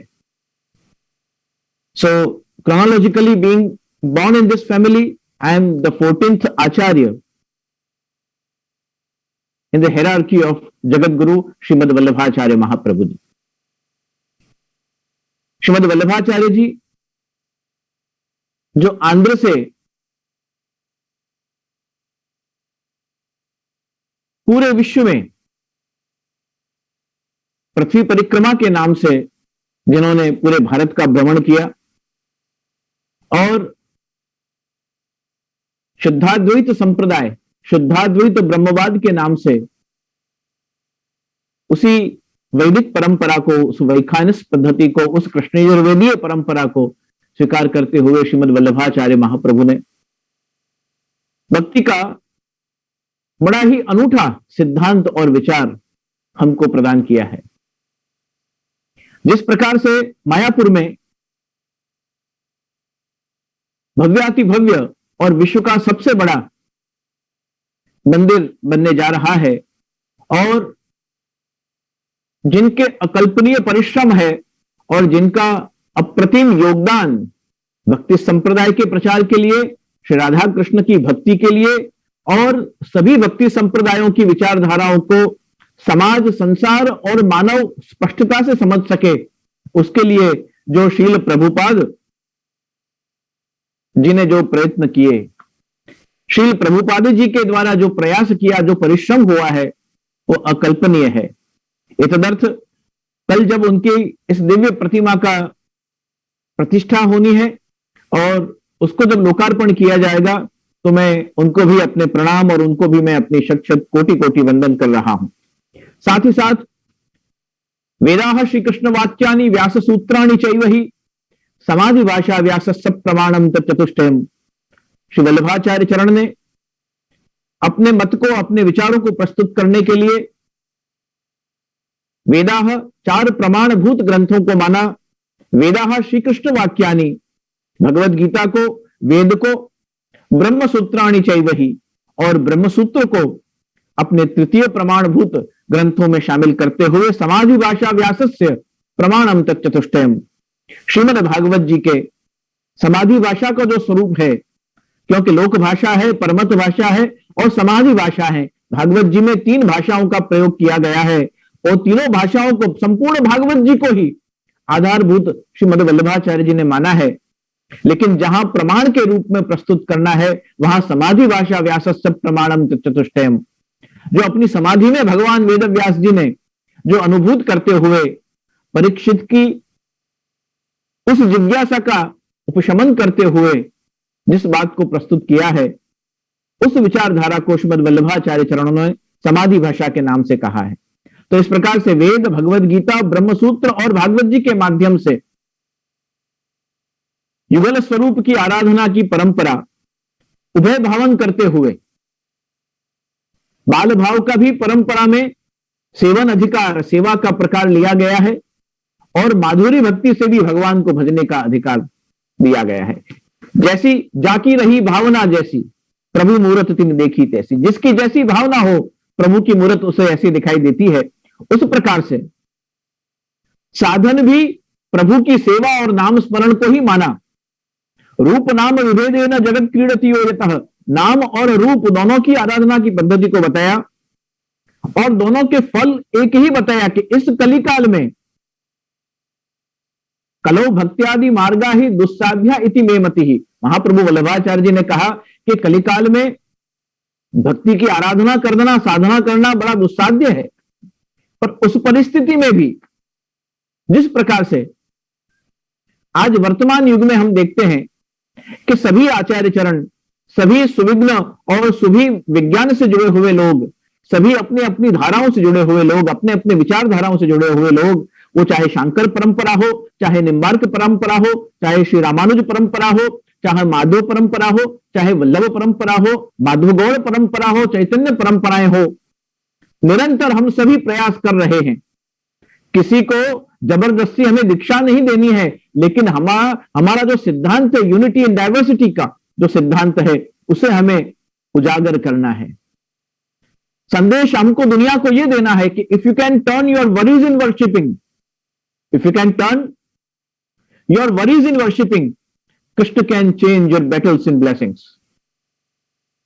तो इस भाव से माधुर्य और वात्सल्य की उभय आराधना को हमारे यहां स्वीकार करते हुए यशोदा जी के भावान से वात्सल्य में सेवा भी कर सकते हैं और गोपीजनों के माध्यम से, व्रजांगनाओं के माध्यम से उस भाव का सेवन करते हुए हम माधुर्य भक्ति का भी आराधन करते हैं। गोपांगना नाम संभूतम विष्णु स्वामी मध्यमाम अस्मदाचार्य पर्यंतम वंदे गुरु परंपराम। इस धारा को भी हमारे यहां माना गया गोपिका गौरव प्रोक्ता के रूप में। तो गोपीजनों को हमारे गुरु मानते हुए, उनको प्रेम की ध्वजा मानते हुए, सभी संप्रदायों की अलग अलग धारा में जिस प्रकार से पिछले 550 सालों में 1535 में श्रीमद् वल्लभाचार्य महाप्रभु जी का प्रागट्य हुआ और तब से लेकर 2021 तक निरंतर हम कैसे समन्वयात्मक रूप से हर परिस्थिति में साथ में मिलकर अपनी अपनी अलग अलग आराधना पद्धति, साधना प्रणालियों के अलग अलग होने के बावजूद हम भक्ति धारा में विशेषकर विष्णोः अपत्य पुमान् इति वैष्णवः, और जो विष्णु का अंश है वो विष्णु को भजेगा, जो शिवांश है वो भगवान शिवाराधना की शैव परंपरा को भजेगा, जो शक्ति का अंश है यो यदंशः सतम भजेत, जो शक्ति की आराधना करने वाला है वो जैसे शक्ति की उपासना करता है, उस प्रकार से शैव, शाक्त और वैष्णव इन तीनों संप्रदायों की धाराओं को हमें समझते हुए उनकी आचार परंपरा, विचार परंपरा, साधना परंपराओं को समझते हुए जब हम समन्वयात्मक दृष्टि से चलते हैं, परस्पर भावयंतम श्रेयो भवति, हम जब एक दूसरे का आदर करते हुए, सम्मान करते हुए, समन्वयात्मक रूप से जब चलते हैं, तब हमारे मूल पुरुष जो आचार्य हुए उनके स्वप्नों को ही हम साकार कर रहे हैं।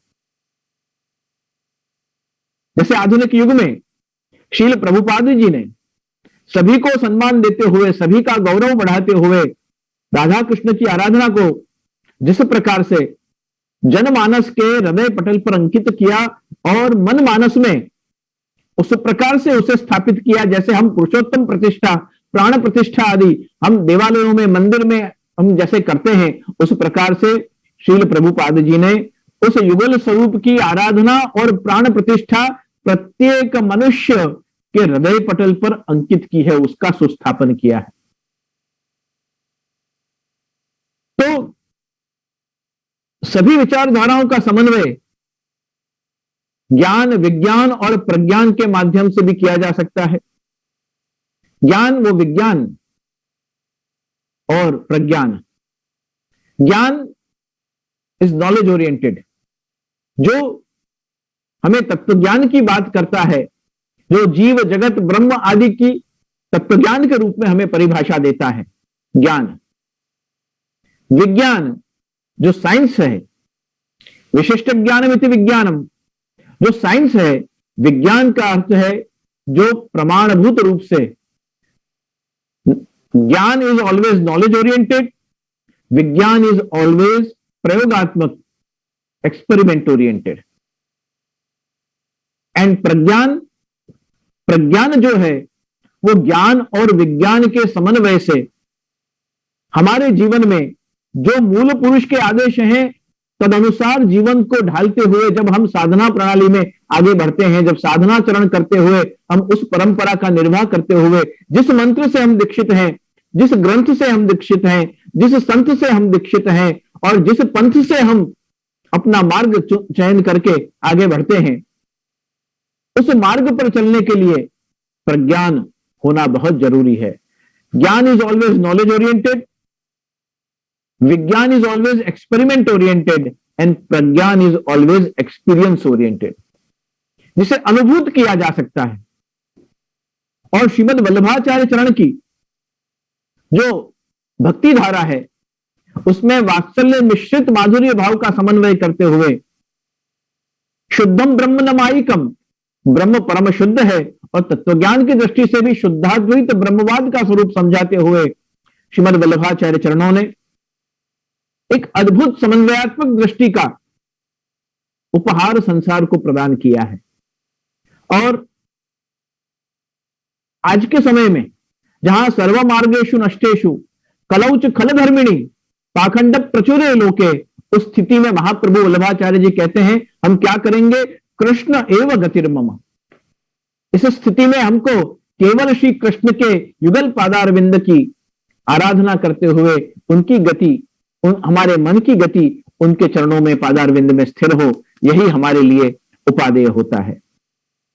जैसे मेरा अज़्म इतना बुलंद है कि पराये शोलों का डर नहीं, हम सभी वैष्णव संप्रदाय के मूल आचार्यों के, उनके द्वारा रचित ग्रंथ, मंत्र, पंथ के इतने भव्य परिणाम संसार में आ सकते हैं अगर हम संयुक्त रूप से कार्य करके और अपने अपने अनुयायियों को, अपने अपने शिष्यों को समन्वयात्मक दृष्टि से चलने के लिए अगर हम बाध्य न करें, लेकिन हम समन्वयात्मक दृष्टि सभी आचार्यों की, सभी मार्ग की, जो वैष्णव संप्रदाय की परंपराएं हैं, उनकी अलग अलग यूनिटी एंड डाइवर्सिटी की जो बात है, उस खूबसूरती को, उस साधना चरण प्रणाली की खूबसूरती को जब हम अपने अनुयायियों को, विद्वत जनों को, सुग्ध जनों को बताते हैं कि निम्बार्क संप्रदाय में कैसी सुंदर भक्ति परंपराएं, कैसे आचार्य के विलक्षण स्वरूप हुए हैं, रामानुज परंपरा में कैसी सुंदर भक्ति धाराएं हैं, कैसी सुंदर सेवा परंपराएं हैं, और उनके आचार्यों ने कितना विश्व को योगदान दिया है।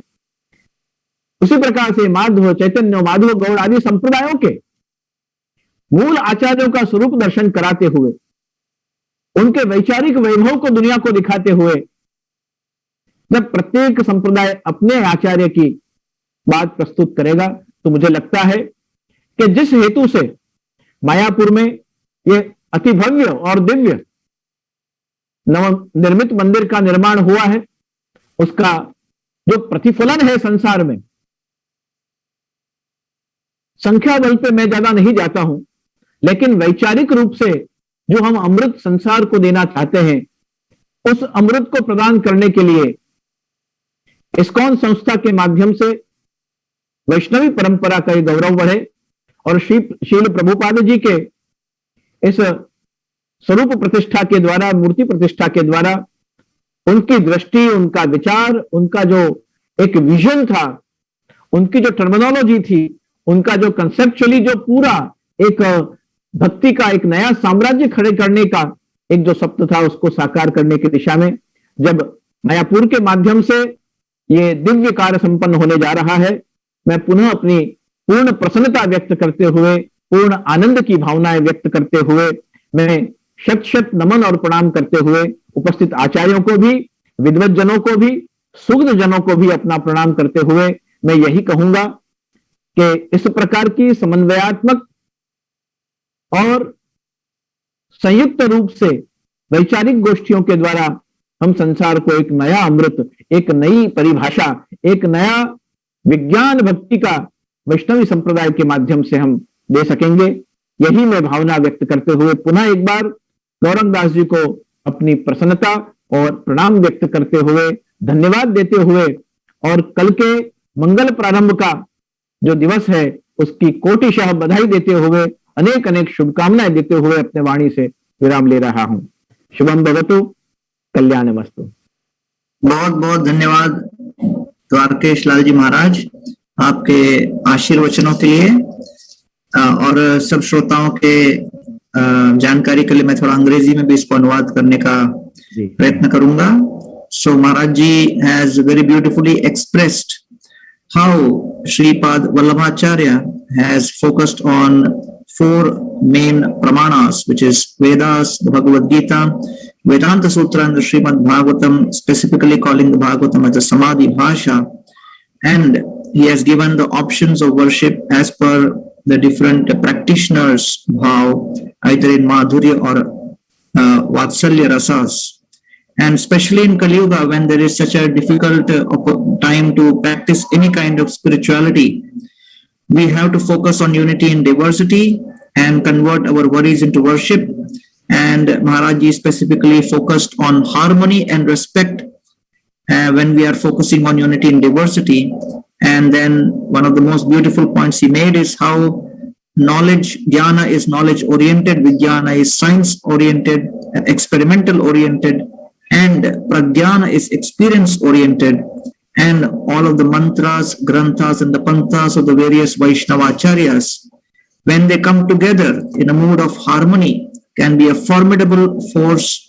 And this nectar is something which all of the Vaishnava Sampradayas must distribute to alleviate the suffering of the souls in this world. Thank you very much, Maharaj Ji, for your wonderful words of wisdom. We had Dr. David Haberman, who had joined us at the beginning, but he had a very urgent appointment, so he had to leave. So we regret that we do not have his association. We move on to now the Madhva Sampradaya, and we have with us Shri Vidya Vallabh Tirth Swamiji from the Kaniyur Mutt, who is present with us. He will be speaking in Kannada, and the synopsis of that will be given by Leela Parayana Prabhu after Swamiji completes. So over to Vidya Vallabh Tirth Swamiji from the Kaniyur Mutt to share his words of wisdom. आप अपना unmute कीजिए स्वामी जी। अगर आप हिंदी में बोल सकते हिंदी भी ठीक है, नहीं तो कन्नड़ा में बोलिए। मैं कन्नड़ा में बोलता हूँ।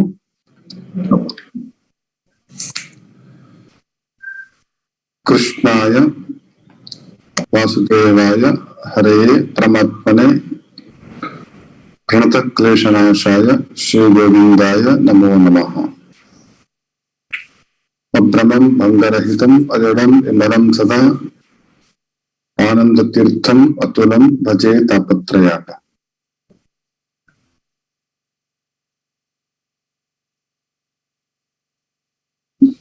ಆಚಾರ್ಯ ಮಧ್ವರ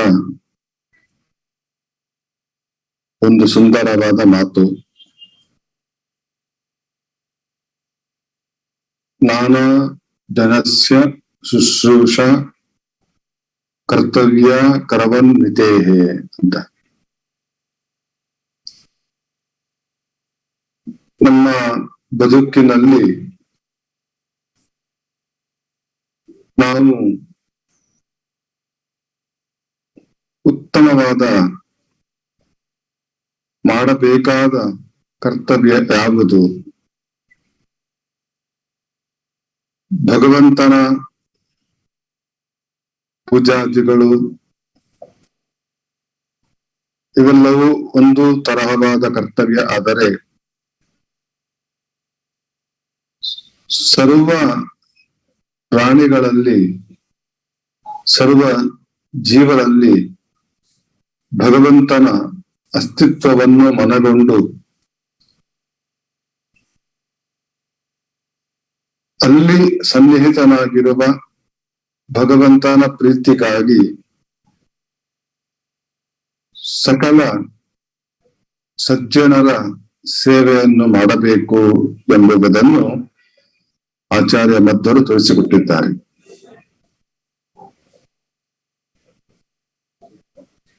ಭಗವಂತ ಸರ್ವತ್ರ ತಾನು ವ್ಯಾಪ್ತನಾಗಿದ್ದಾನೆ. ಶುನಿ ಚೈವ ಶುಪಾಕೇಚ ಪಂಡಿತಾಹ ಸಮದರ್ಶಿನಃ ಅಂತ ಹೇಳಿ ಭಗವದ್ಗೀತೆಯಲ್ಲಿ ತಿಳಿಸಿದಂತೆ ಭಗವಂತ ಬೃಹತ್ತಾಗಿರ್ತಕ್ಕಂತಹ ವಸ್ತುವಿನಲ್ಲಿಯೂ ವ್ಯಾಪಿಸಿಕೊಂಡಿದ್ದಾನೆ. ಅತ್ಯಂತ ಸೂಕ್ಷ್ಮವಾದ ವಸ್ತುಗಳಲ್ಲಿಯೂ ಅದರ ಒಳಗೆ ಭಗವಂತ ತಾನು ವ್ಯಾಪಿಸಿಕೊಂಡಿದ್ದಾನೆ. ಅಣೋರಣೀಯಾನ್ ಮಹತೋ ಮಹೀಯಾನ್ ಎಂಬಂತಹ ವಾಕ್ಯದಂತೆ ಅಣುವಿನಲ್ಲಿ ಅಣುವಾಗಿ, ಮಹತ್ತಿನಲ್ಲಿ ಮಹತ್ತಾಗಿ ಭಗವಂತನ ಅಸ್ತಿತ್ವ ಇದೆ. ದೊಡ್ಡ ಪರ್ವತದ ಒಳಗೆ ಭಗವಂತ ತಾನು ಸನ್ನಿಹಿತನಾಗಿದ್ದಾನೆ. ಅದೇ ಭಗವಂತ ಅತ್ಯಂತ ಸೂಕ್ಷ್ಮಾತಿ ಸೂಕ್ಷ್ಮವಾದಂತಹ ವಸ್ತುಗಳಲ್ಲಿಯೂ ಸನ್ನಿಹಿತನಾಗಿದ್ದಾನೆ. ಇಂತಹ ವ್ಯಾಪ್ತವಾದ ಭಗವಂತನ ಆ ರೂಪವನ್ನು ಪ್ರತಿಯೊಂದು ಪ್ರಾಣಿಗಳಲ್ಲಿಯೂ ನಾವು ಕಂಡು ಆ ಪ್ರಾಣಿಗಳಲ್ಲಿ ದಯೆಯನ್ನು ತೋರಿಸಬೇಕು. ಆ ಪ್ರಾಣಿಗಳ ಶುಶ್ರೂಷೆಯನ್ನು ನಮ್ಮ ಯೋಗ್ಯತೆಗೆ ಅನುಗುಣವಾಗಿ ಮಾಡಬೇಕು ಎಂಬುವ ಚಿಂತನೆಯನ್ನು ಆಚಾರ್ಯ ಮಧ್ವರು ತಿಳಿಸಿಕೊಟ್ಟಿದ್ದಾರೆ.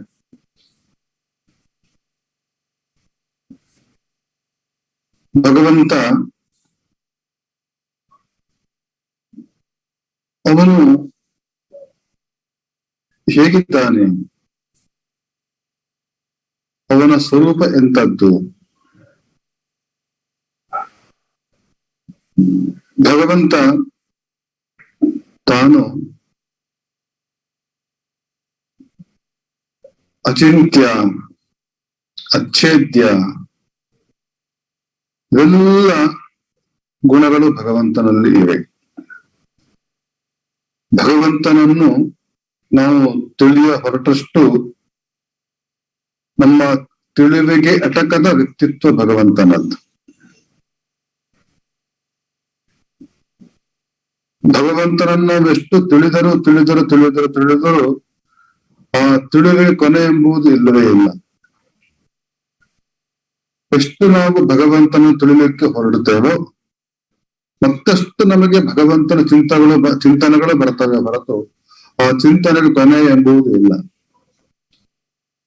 ಜಗತ್ತಿನ ಚಿಂತನೆ ಮತ್ತು ಭಗವಂತನ ಚಿಂತನೆಗೆ ಇರ್ತಕ್ಕಂತಹ ವ್ಯತ್ಯಾಸ ಅಂದ್ರೆ ಜಗತ್ತಿನ ಚಿಂತನೆಗೆ ಕೊನೆ ಇದೆ, ಭಗವಂತನ ಚಿಂತನೆ ಕೊನೆ ಇಲ್ಲ. ಜಗತ್ತಿನ ಚಿಂತನೆ ನಮಗೆ ಚಿಂತೆಯನ್ನು ಉಂಟು ಮಾಡುತ್ತೆ, ಭಗವಂತನ ಚಿಂತನೆ ನಮ್ಮ ಚಿಂತೆಯನ್ನು ಓಡಿಸುತ್ತೆ. ಜಗತ್ತಿನ ಚಿಂತನೆ ಮತ್ತಷ್ಟು ನಮ್ಮನ್ನು ಕೆಳಗೆ ಒಯ್ದರೆ ಭಗವಂತನ ಚಿಂತನೆ ನಮ್ಮನ್ನು ಮತ್ತಷ್ಟು ಎತ್ತರಕ್ಕೆ ಒಯ್ಯುತ್ತೆ.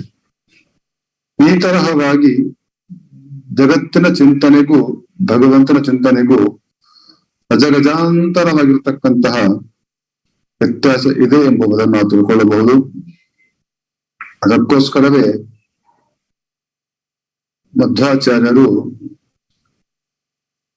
ತದಲಂ ಬಹುಲೋಕ ವಿಚಿಂತನಯ ಪ್ರವಣಂ ಕುರು ಮಾನಸ ಮೀಶಪದೇ ಅಂತ ಮಾತನ್ನು ಹೇಳಿದ್ದಾರೆ. ಅತಿಯಾದ ಲೋಕದ ಬಗ್ಗೆ ಚಿಂತನೆ ಮಾಡಬೇಡ, ಚಿಂತಿಸಿದಷ್ಟು ಚಿಂತೆ ಹೆಚ್ಚಾಗುತ್ತೆ ಹೊರತು ಕಮ್ಮಿ ಆಗುವುದಿಲ್ಲ. ಜಗದ ಚಿಂತೆಯನ್ನು ಬಿಟ್ಟು ಪ್ರವಣಂ ಕುರು ಮಾನಸಂ ಈಶಪತೆ, ಜಗತ್ತಿಗೆ ಈಶನಾಗಿರುವ ಭಗವಂತನಲ್ಲಿ ಮನಸ್ಸನ್ನು ಇಡು, ಆವಾಗ ನಿನ್ನ ಚಿಂತೆ ದೂರವಾಗುತ್ತೆ ಅಂತ ಹೇಳಿದ್ದಾರೆ. ನಾವು ಚಿಂತೆಯನ್ನು ದೂರ ಮಾಡಬೇಕು ಅಂತ ಬಯಸ್ತೇವೆ, ಆದರೆ ಅದರ ಮೂಲ ಕಾರಣವನ್ನು ನಾವು ತಿಳ್ಕೊಂಡಿಲ್ಲ. ಚಿಂತೆ ದೂರ ಆಗಬೇಕು ಅಂತ ಹೇಳಿದ್ರೆ ಆ ಚಿಂತೆಗೆ ಕಾರಣವಾದ ಜಗತ್ತಿನ ಬಗ್ಗೆ ಇರ್ತಕ್ಕಂತ ಅತೀವ ವ್ಯಾಮೋಹವನ್ನು ಬಿಟ್ಟು ಜಗತ್ತೇ ಈಶನಾಗಿರ್ತಕ್ಕಂತಹ ಭಗವಂತನ ಚಿಂತನೆಯನ್ನು ಮಾಡುವುದು, ಇದು ನಮ್ಮ ಎಲ್ಲ ಚಿಂತೆಗಳ ಪರಿಹಾರಕ್ಕೆ ದೊಡ್ಡ ಔಷಧಿ. ನಾವು ನಾನಾ ತರಹವಾದ ಔಷಧಿಯನ್ನು ಹುಡುಕಿಕೊಂಡು ಹೋಗ್ತೇವೆ, ಆದರೆ ನಮ್ಮಲ್ಲಿಯೇ ಔಷಧಿ ಇದೆ. ನಮ್ಮಲ್ಲಿಯೇ ಇರತಕ್ಕಂತಹ ಆ ಶಕ್ತಿ, ಅದನ್ನು ನಾವು ಮರೆತು ಯಾವುದೋ ಒಂದು ಔಷಧಿಯನ್ನು ಹುಡುಕಿಕೊಂಡು ನಾವು ಹೋಗ್ತೇವೆ. ಆದ್ದರಿಂದ ಜಗತ್ತಿನ ಚಿಂತನೆ ನಮಗೆ ಎಷ್ಟು ಜೀವನಕ್ಕೆ ಬೇಕು, ನಮ್ಮ ಜೀವನ ನಡೆಸಲಿಕ್ಕೆ ಎಷ್ಟು ಬೇಕು, ಅಷ್ಟು ತರಹವಾದ ಪ್ರವೃತ್ತಿಯನ್ನು ನಾವು ನಡೆಸಿಕೊಂಡು ಅತಿಯಾದ ವ್ಯಾಮೋಹಕ್ಕೆ ಒಳಗಾಗದೇನೆ ಅದರಿಂದ ನಾವು ದುಃಖವನ್ನು ಪಡೆಯದೇನೆ ದುಃಖದ ಲವಲೇಶ ಇಲ್ಲದ ಭಗವಂತನ ಸಾನ್ನಿಧ್ಯವನ್ನು ಪಡೆಯುವುದಕ್ಕೋಸ್ಕರ ನಾವು ಪ್ರಯತ್ನವನ್ನು ಮಾಡಬೇಕು. ಭಗವಂತನ ಸಾನ್ನಿಧ್ಯ ಅಂತ ಹೇಳಿದ್ರೆ ಅದು ಮುಕ್ತಿ, ಮೋಕ್ಷ ಎಂಬುದಕ್ಕೆ ಆಚಾರ್ಯರು ಕೊಟ್ಟಿರ್ತಕ್ಕಂತಹ ನಿರ್ದೇಶನ. ಮೋಕ್ಷ ಅಂತ ಹೇಳಿದ್ರೆ ನಮ್ಮ ಸ್ವರೂಪೇನ ವ್ಯವಸ್ಥಿತಿ, ನಮ್ಮ ಸ್ವರೂಪ ಆನಂದ ಜ್ಞಾನಮಯವಾಗಿರ್ತಕ್ಕಂತಹ ಸ್ವರೂಪ ನಮ್ಮದು. ಈ ದೇಹ ಎಂಬುವುದು ಇದು ಪ್ರಾಕೃತಿಕವಾದ ದೇಹ. ಇದೆಲ್ಲ ಈ ದೇಹವನ್ನು ಹೊತ್ತುಕೊಂಡು ಬಂದದ್ದರಿಂದ ನಮಗೆ ಈ ದುಃಖಾದಿಗಳೆಲ್ಲ ಆಗ್ತವೆ. ವಸ್ತುಶಃ ನಮ್ಮ ಸ್ವರೂಪ ಆನಂದ ಸ್ವರೂಪ, ಜ್ಞಾನ ಸ್ವರೂಪ. ಅಂತಹ ಜ್ಞಾನ ಸ್ವರೂಪ ಆನಂದ ಸ್ವರೂಪವಾಗಿರ್ತಕ್ಕಂತಹ ನಾವು ಈ ದೇಹ ಎಂಬುವ ಆವರಣದಿಂದ ಬಿಗಿಯಲ್ಪಟ್ಟು ನಮ್ಮ ಸ್ವರೂಪವನ್ನು ನಾವು ಚೆನ್ನಾಗಿ ಅರಿತೀವಿ. ಯಾವಾಗ ನಮಗೆ ನಮ್ಮ ಸ್ವರೂಪದ ಅರಿವು ಆಗುತ್ತೆ, ಆ ಸ್ವರೂಪ ಸುಖದ ಅನುಭವ ಏನಾಗುತ್ತೆ, ಅದನ್ನೇ ಮೋಕ್ಷ ಅಂತ ಹೇಳ್ತಾರೆ. ಈ ದೇಹವನ್ನು ಬಿಟ್ಟು ಸ್ವರೂಪದಿಂದ ನಾವು ಇದ್ದು ನಮ್ಮ ಸ್ವರೂಪಭೂತವಾದ ಆನಂದವನ್ನು ಅನುಭವಿಸ್ತಕ್ಕಂತಹ ಆ ಒಂದು ಯೋಗ ಏನು ಬರುತ್ತೆ, ಅದನ್ನೇ ಮೋಕ್ಷ ಅಂತ ಹೇಳ್ತಾರೆ.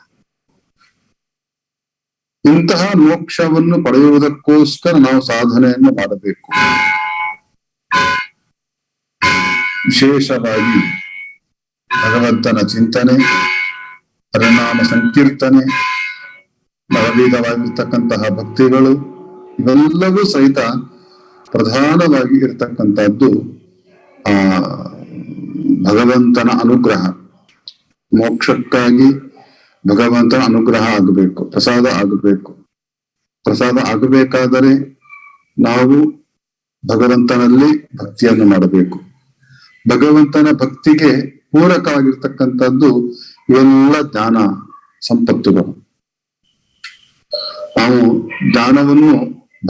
ಜ್ಞಾನವನ್ನು ಪಡೆಯುವ ಮೂಲ ಉದ್ದೇಶ ಭಗವಂತನನ್ನು ಚೆನ್ನಾಗಿ ಅರಿತು ಭಗವಂತನಲ್ಲಿ ಭಕ್ತಿಯನ್ನು ಮಾಡಿ ಭಗವಂತನ ಪ್ರಸಾದವನ್ನು ಪಡೆದು ಮೋಕ್ಷವನ್ನು ಸ್ವರೂಪ ಸುಖರೂಪವಾಗಿರ್ತಕ್ಕಂತಹ ಮೋಕ್ಷವನ್ನು ಪಡೆದುಕೊಳ್ಳುವುದೇ ನಮ್ಮ ಜ್ಞಾನವನ್ನು ಪಡೆದುಕೊಳ್ಳುವುದರ ಮೂಲ ಅಂಗವಾಗಿದೆ. ಆ ನಿಟ್ಟಿನಲ್ಲಿ ಜ್ಞಾನವನ್ನು ಪಡೆಯುವುದಕ್ಕಾಗಿ ಅದರಲ್ಲಿ ಶ್ರದ್ಧೆಯನ್ನು ನಾವು ಹೊಂದಬೇಕು. ಭಗವಂತನನ್ನು ತಿಳಿಯಬೇಕು. ಶ್ರೋತವ್ಯ, ಮಂತವ್ಯ, ನಿಧಿಧ್ಯಾಸಿತವ್ಯ. ಭಗವಂತನ ಗುಣಗಳನ್ನು ಶ್ರವಣ ಮಾಡಬೇಕು. ಆ ಶ್ರವಣ ಮಾಡಿದ್ದನ್ನು ಮತ್ತಷ್ಟು ಮೆಲುಕು ಹಾಕಬೇಕು. ಅದರ ಧ್ಯಾನವನ್ನು ಮಾಡಬೇಕು. ಇವೆಲ್ಲವೂ ಸಹಿತ ಭಗವಂತನ ಶ್ರವಣಾದಿಗಳು ಭಗವಂತನ ಅನುಗ್ರಹಕ್ಕೆ ಪೂರಕ. ಭಗವಂತನಲ್ಲಿ ಭಕ್ತಿ ಹೆಚ್ಚಲು ಪೂರಕವಾಗಿವೆ. ಅಂತಹ ಭಗವಂತನ ಅನುಸಂಧಾನವನ್ನು ನಾವು ಮಾಡಬೇಕು ಎಂಬುದು ಇದೆಲ್ಲ ಸಿದ್ಧಾಂತದ ಪ್ರಧಾನವಾಗಿರ್ತಕ್ಕಂಥ ಚಿಂತನೆಗಳು. ನಮ್ಮ ವೈಷ್ಣವ ಸಿದ್ಧಾಂತಗಳು ಏನಿವೆಯೋ ಎಲ್ಲ ಸಿದ್ಧಾಂತಗಳ ಮೂಲ ಬೇಸಿಕ್ ನಡೆಯುವುದೇ ಭಗವಂತನಲ್ಲಿ ಭಕ್ತಿ. ಆ ಭಕ್ತಿಗೋಸ್ಕರ ನಾವೇನ್ ಮಾಡಬೇಕು ಎಂಬುದನ್ನು ಬೇರೆ ಬೇರೆ ತರಹವಾಗಿ ಪ್ರತಿಪಾದನೆ ಮಾಡ್ತಾರೆ ಹೊರತು ಭಕ್ತಿ ಎಂಬುದು ಪ್ರಧಾನವಾಗಿ ಇರತಕ್ಕಂಥದ್ದು. ಭಕ್ತಿ ಇದರ ಡೆಫಿನೇಷನ್ ಏನು? ಭಕ್ತಿ ಅಂದ್ರೆ ಏನು? ಮಧ್ವಾಚಾರ್ಯರು ಹೇಳ್ತಾರೆ, ಮಾಹಾತ್ಮ್ಯ ಜ್ಞಾನ ಪೂರ್ವಸ್ತು ಸುದೃಢ ಸರ್ವತೋಧಿಕ ಸ್ನೇಹೋ ಭಕ್ತಿರಿತಿ ಪ್ರೋಕ್ತ ದಯಾ ಮುಕ್ತಿ ನಚಾನ್ಯತ ಅಂತ ಹೇಳ್ತಾರೆ. ಭಕ್ತಿ ಅಂತ ಹೇಳಿದ್ರೆ ಕೇವಲ ಕಣ್ಣೀರನ್ನು ಸುರಿಸಿಕೊಂಡು ಮಾಡತಕ್ಕಂತಹ ಆ ಒಂದು ಪ್ರವೃತ್ತಿ ಭಕ್ತಿ ಅಲ್ಲ. ಭಕ್ತಿ ಅಂತ ಹೇಳಿದ್ರೆ ಮಹಾತ್ಮ ಜ್ಞಾನ ಪೂರ್ವಕವಾದಂತಹ ಸ್ನೇಹ. ನಾವೆಲ್ಲರಲ್ಲೂ ಸಹಿತ ಸ್ನೇಹವನ್ನು ಮಾಡ್ತೇವೆ. ಫ್ರೆಂಡ್ಶಿಪ್ ಅಂತ ಎಲ್ಲರಲ್ಲೂ ನಾವು ಮಾಡ್ತೇವೆ ನಾವು. ಆದ್ರೆ ಭಗವಂತನಲ್ಲೂ ನಾವು ಸ್ನೇಹವನ್ನು ಮಾಡ್ಬೇಕಂತೆ. ಎಂತಹ ಸ್ನೇಹ ಇರಬೇಕು ಅಂತ ಹೇಳಿದ್ರೆ ಮಹಾತ್ಮ ಜ್ಞಾನ ಪೂರ್ವಕವಾಗಿರ್ತಕ್ಕಂತಹ ಸ್ನೇಹ ಇರಬೇಕು ಅಂತ. ಅಂದ್ರೆ ಭಗವಂತ ನಮಕ್ಕಿಂತ ಅನಂತ ಪಟ್ಟು ದೊಡ್ಡವನು ಎಂಬತಕ್ಕಂತಹ ಆ ಜ್ಞಾನ ನಮ್ಮಲ್ಲಿ ಯಾವಾಗ್ಲೂ ಮರುಕಳಿಸ್ತಾ ಇರಬೇಕು ಅಂತ ಹೇಳ್ತಾರೆ. ನಿರಂತರವಾಗಿರ್ತಕ್ಕಂಥ ಮಹಾತ್ಮ ಜ್ಞಾನ, ಭಗವಂತ ಅನಂತ ಪಟ್ಟು ದೊಡ್ಡವನು ಮಹಾತ್ಮನಾಗಿದ್ದಾನೆ ಎಂಬತಕ್ಕಂತಹ ಆ ಚಿಂತನೆ ನಮ್ಮಲ್ಲಿ ಸದಾ ಇರಬೇಕು, ಅದು ದೃಢವಾಗಿರ್ಬೇಕು. ಇವತ್ತು ಚಿಂತನೆ ಬಂತು, ಮತ್ತೆ ನಾಳೆ ನಾಶವಾಯಿತು, ಮತ್ತೆ ಸಂದೇಹ ಬಂತು, ಈ ತರಹ ಬರಬಾರದು. ಸುದೃಢ, ಅತ್ಯಂತ ದೃಢವಾಗಿರ್ತಕ್ಕಂತಹ ಚಿಂತನೆ ನಮ್ಮದಾಗಿರಬೇಕು. ಮತ್ತೆ ಸರ್ವತೋಧಿಕ ಸ್ನೇಹ ವೃತ್ತಿ ಪ್ರೋಕ್ತ. ನಾವು ಯಾರ್ಯಾರಲ್ಲಿ ನಾವು ಸ್ನೇಹವನ್ನು ಮಾಡ್ತೇವೋ ಅದರ ಅನಂತಪಟ್ಟು ಸ್ನೇಹವನ್ನು ಭಗವಂತನಲ್ಲಿ ಮಾಡಬೇಕಂತೆ. ಅಂತಹ ಸ್ನೇಹವೇ ಭಕುತಿ ಎಂಬುವ ಒಂದು ಚಿಂತನೆಯನ್ನು ಆಚಾರ್ಯ ಮಧ್ವರು ಕೊಟ್ಟಿದ್ದಾರೆ. ಇದೆಲ್ಲ ಪ್ರವರ್ತಕರ ಚಿಂತನೆಯು ಸಾಮಾನ್ಯವಾಗಿ ಕೂಡಿ ಬರುತ್ತೆ. ಅಂತಹ ವೈಷ್ಣವ ಸಿದ್ಧಾಂತದ ವಿಷ್ಣುವಿನ ಪಾರಮ್ಯವನ್ನು ತಿಳಿಸತಕ್ಕಂತಹ ಅನೇಕ ಸಿದ್ಧಾಂತಗಳ ಚಿಂತನೆಯ ಆ ಒಂದು ಗರಡಿಯಲ್ಲಿ ನಾವಿವತ್ತೆಲ್ಲರೂ ಸಹಿತ ಸೇರಿದ್ದೇವೆ.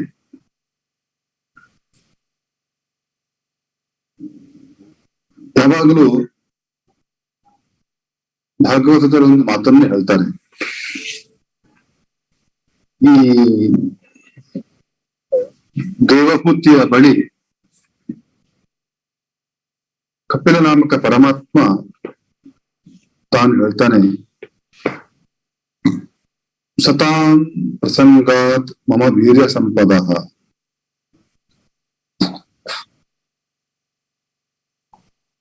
ಭಗವಂತನ ಆ ಮಹಾತ್ಮ ಜ್ಞಾನ, ಆ ಭಗವಂತನ ಸಾಮರ್ಥ್ಯ,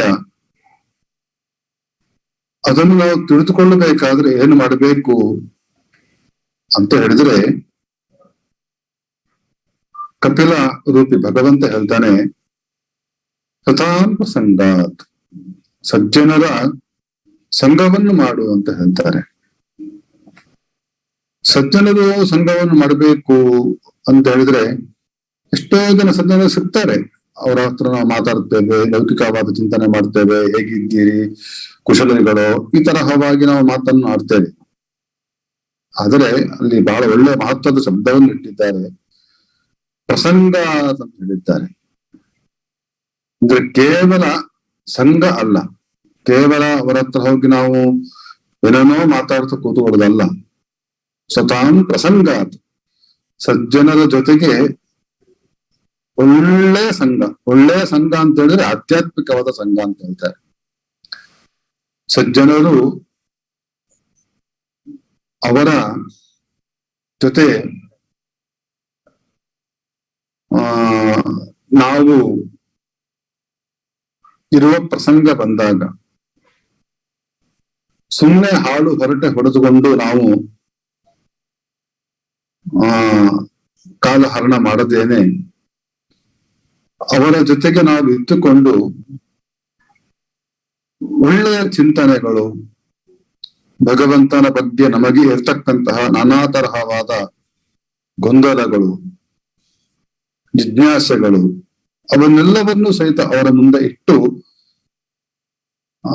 ಅದಕ್ಕೆ ಅವರು ನೀಡ್ತಕ್ಕಂತಹ ಪರಿಹಾರವನ್ನು ಮನಗಂಡು ಅದನ್ನು ನಾವು ನಮ್ಮ ಜೀವನದಲ್ಲಿ ಮುಂದುವರಿಸಿಕೊಂಡು ಹೋಗತಕ್ಕಂತಹ ಪ್ರವೃತ್ತಿ ನಮ್ಮಲ್ಲಿ ಬೆಳೆಯಬೇಕು ಎಂಬುದನ್ನು, ಅದರಿಂದ ನನಗೆ ಬಹಳ ಸಂತೋಷವಾಗುತ್ತೆ. ನನ್ನ ಮಹಾತ್ಮ ಜ್ಞಾನ ಆಗಬೇಕಾದರೆ ಸಜ್ಜನರ ಸಂಘ ಆಗಬೇಕು ಎಂಬುವ ಚಿಂತನೆಯನ್ನು ಕಪಿಲ ರೂಪಿ ಪರಮಾತ್ಮ ತಿಳಿಸಿಕೊಟ್ಟಿದ್ದಾನೆ. ಅಂತಹ ಸಜ್ಜನರ ಸಂಘದಿಂದ ಭಗವಂತನ ಮಹಿಮೆಯನ್ನು ಅರಿತು, ಅಂತಹ ಭಗವಂತನ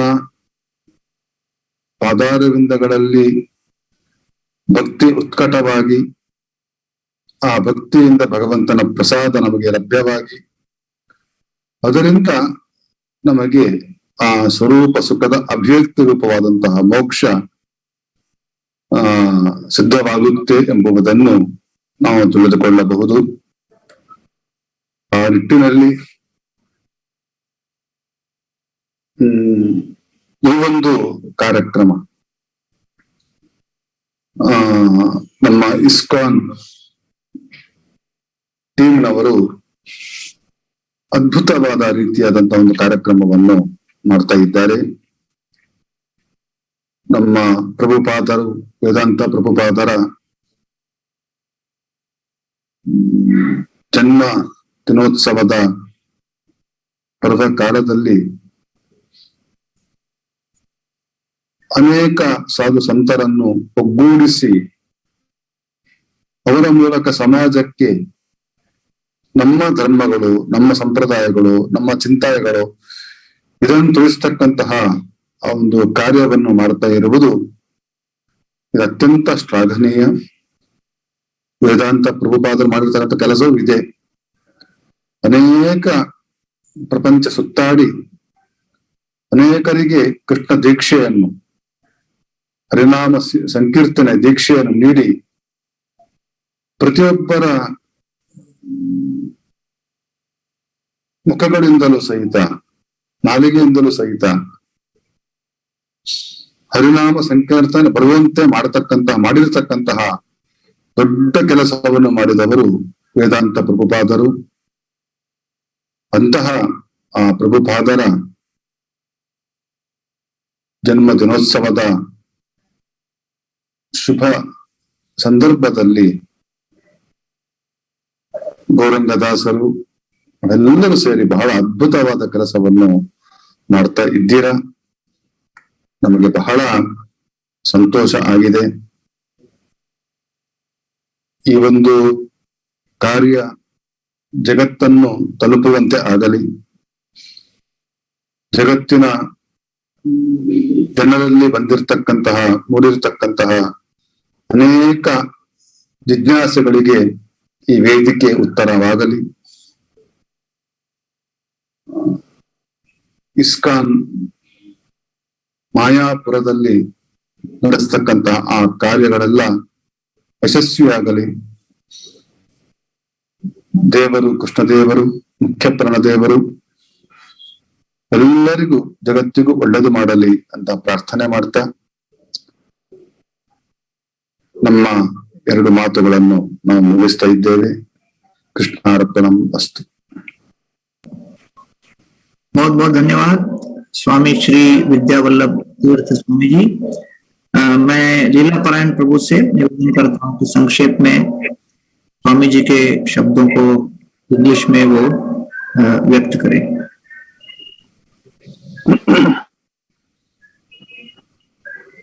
Hare Krishna Prabhu. We can hear you. Yes, Prabhu. So, please accept our humble obeisances to all the exalted souls present in this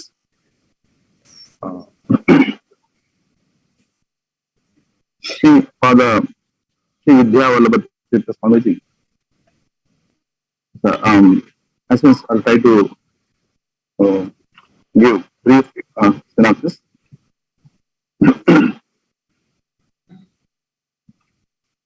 Swamiji from Udupi, Kanur Math.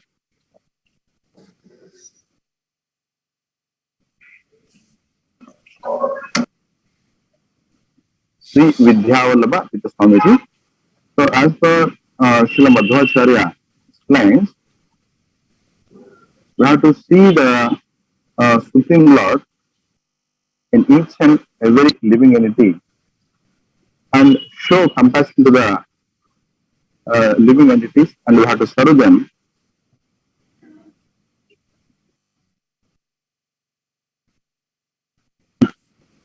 How Supreme Lord is supremely powerful and great, and how we are insignificant and tiny. So in this way, we have to understand our ancestral position. In this way, we have to develop devotion to the Supreme Lord, and we have to think about the Supreme Lord. In this way, we will become free from anxiety. Lord's glories are endless. Is achintya, and people in general should give greediness, and whatever by the Supreme Lord's wish, whatever they get, if they are satisfied, so will naturally become peaceful. So in this process, if they take the instructions of the Supreme Lord, so they become very happy.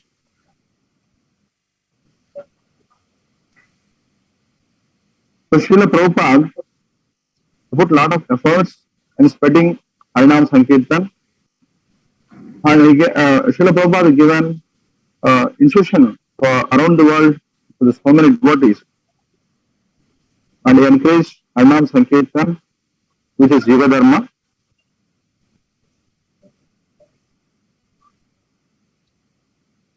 So this is a very nice platform, bringing all the saintly people and Gauranga Das Prabhu and other members of the team.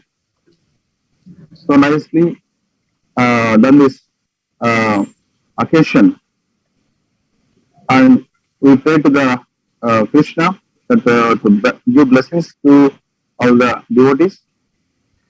Such a nice occasion. We are very happy to participate in this glorious 125th Srila Prabhupada's anniversary celebration. This was the conclusion of the Swamiji's speech. Thank you. Thank you. Thank you. Thank you very much, Leela Paran Prabhu. Thank you, Swamiji, Sri Vidya Swamiji. Thank you. Thank you. Thank you very much. Thank you very much.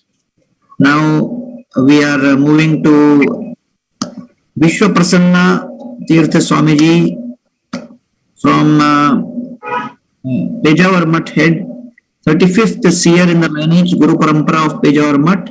He has done Vedic studies at Admar Gurukul and studied Vedanta Vidya at SP Sanskrit College. He knows all the four Vedas and did BA at Purna Pragya College in Udupi. He speaks a number of languages including Kannada, Tulu, Hindi, Sanskrit, Tamil, Telugu, Malayalam and English. So he is also on one of the trustees of the Rama Janma Bhoomi Temple Trust. May I request Swamiji if he can speak either in Hindi or English so that everybody can directly benefit. Hindi में या English में बोलिए तो सबको आसानी होगी. तो मैं निवेदन करता हूं स्वामी जी से अपने शब्द प्रकट करने. स्वामी जी. कृष्णं वन्दे मन्थपाशधरं दिव्यार्धकाकृतिं शिखाबन्धत्रयोपेतं भैष्मीमध्वगरार्थम्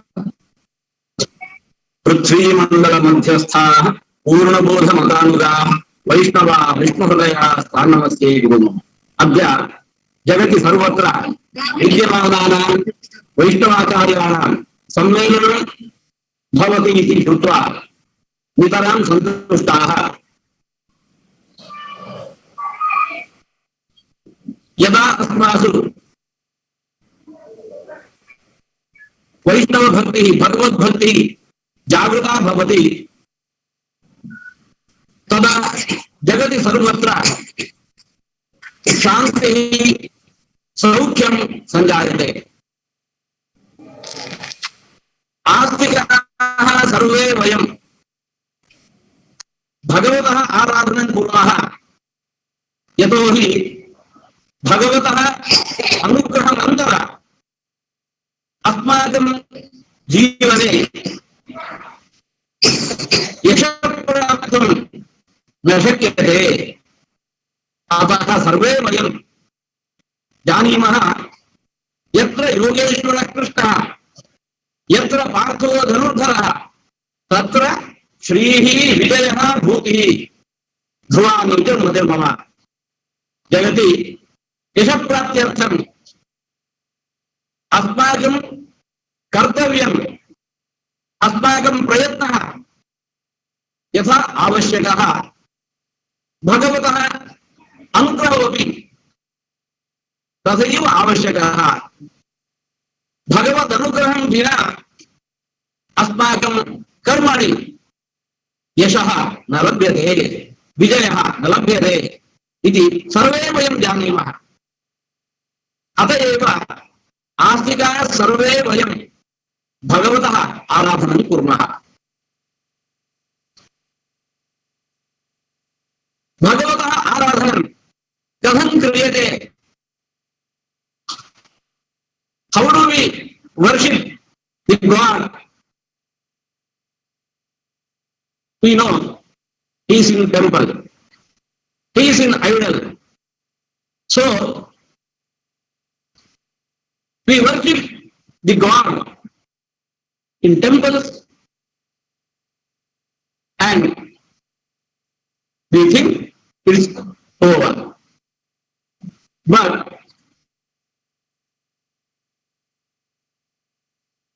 Bhagavan Sri Krishna himself, he says, no. Bhagavan is omnipresent.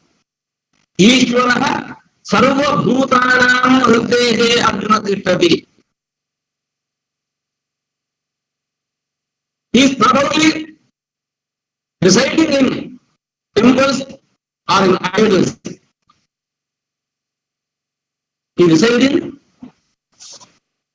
in all hearts of human beings. Not only in human beings, but also all living beings. We should worship him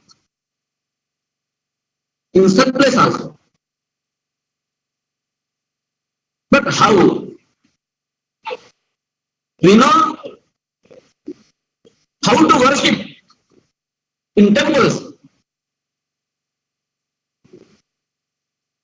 But what is the process? Worshipping the God in human beings, in living beings.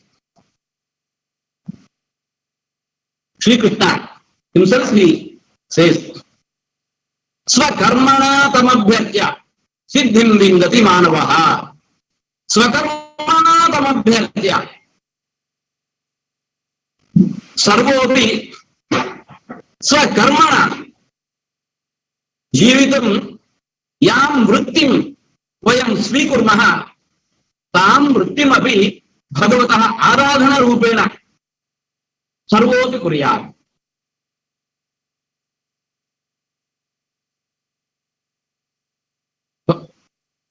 श्रीमन् मध्वाचार्यः वदति कुरु भुङ्क्ष्व च कर्म निजं नियतं हरिपादविनम्रधिया सततम्। यद्यत् कर्म वयं कुर्मः तत्सर्वमपि भगवतः आराधनरूपेण सर्वोपि कुर्यात्। स्वयं भगवान् वदति यत् करोषि यद् अश्नासि यद् जोषि ददासि यत् तपस्यसि कौन्तेय तत् कुरुष्व मदर्पणम्।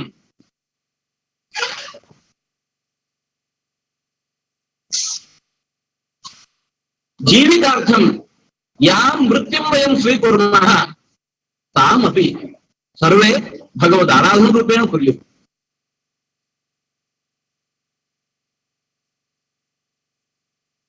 देवालयेषु भगवतः आराधनम् इतरत्र सर्वत्र भगवतः निर्लक्ष्यं भगवतः अनुग्रहः न तेन जायते। श्रीमद्भागवते कपिलदेवः वदति दाम्भिकत्वेन सो अनुमेयः। It is not worship, it is a drama. It is not worship.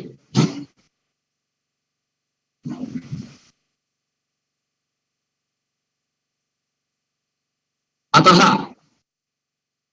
यदा सर्वत्र भगवतः अस्तित्वं वर्तते इति प्रज्ञा कृष्णा कॉन्शियसनेस यदा संजायते तदा यः कोऽपि यं कमपि यस्मै कस्मैचन न गृह्यति।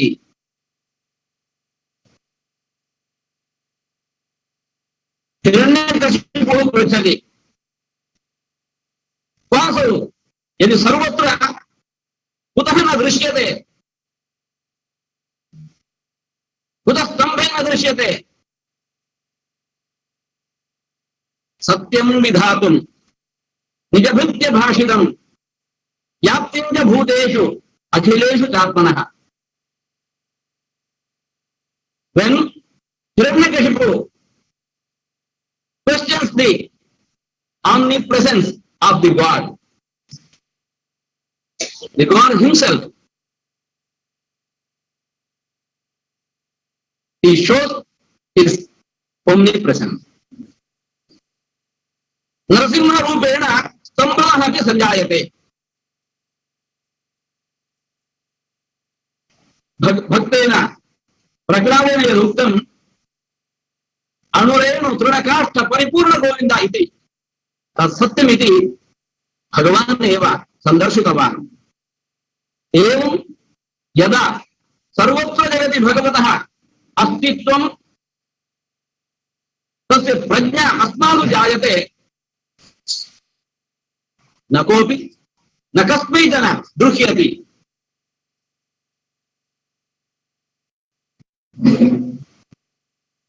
प्रह्लादः वदति सर्वान् असुरान् प्रति न च्युतं प्रीणयतः बह्वायासः असुरात्मजाः आत्मत्वात् सर्वभूतानां सिद्धत्वादिह सर्वतः तस्मात् सर्वेषु भूतेषु दयां कुरुता सौहृदं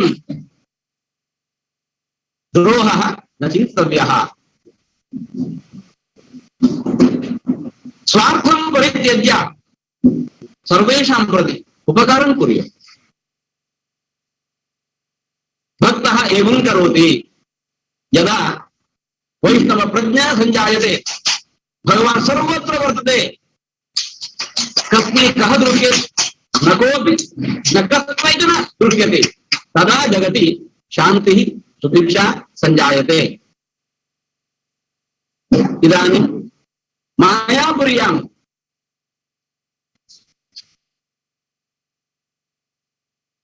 श्रीकृष्ण प्रज्ञा संस्थान द्वारा अयं कार्यक्रमः आयोजितः। यदि सर्वत्र भगवत् प्रज्ञा जागृता भवति तदैव निश्चयेन सर्वत्र शान्तिः सुभिक्षा च संजायते। अनेन प्रयत्नेन भगवान् श्रीकृष्णः सम्प्रीतो भवतु, भगवतः अनुग्रहेण सर्वत्र शान्तिः संजायताम् इति भगवन्तं प्रार्थयामः। सर्वेभ्यः शुभं भूयात्। बहुत बहुत धन्यवाद. Thank you very much, Shri Vishwa Prasanna Tirtha Swamiji, for sharing your words of blessings. Swamiji has begun his expression by sharing how the Lord is omnipresent, but one should not be only worshipping the Lord in the temple. And the Vaishnavism is all about learning to see the Lord in hearts of all the jivas. And as is described in the Vedic literatures, that we offer whatever we have in our profession for our livelihood in the service of the Lord.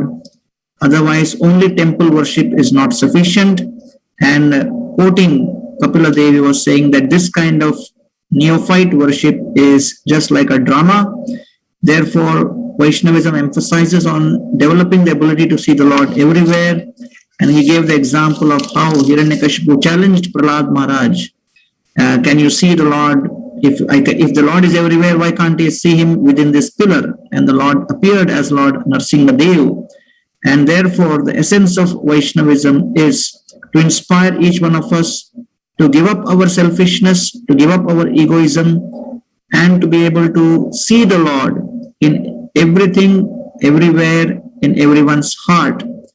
And when this kind of Vaishnava realization is invoked, then we are able to experience real peace and real auspiciousness.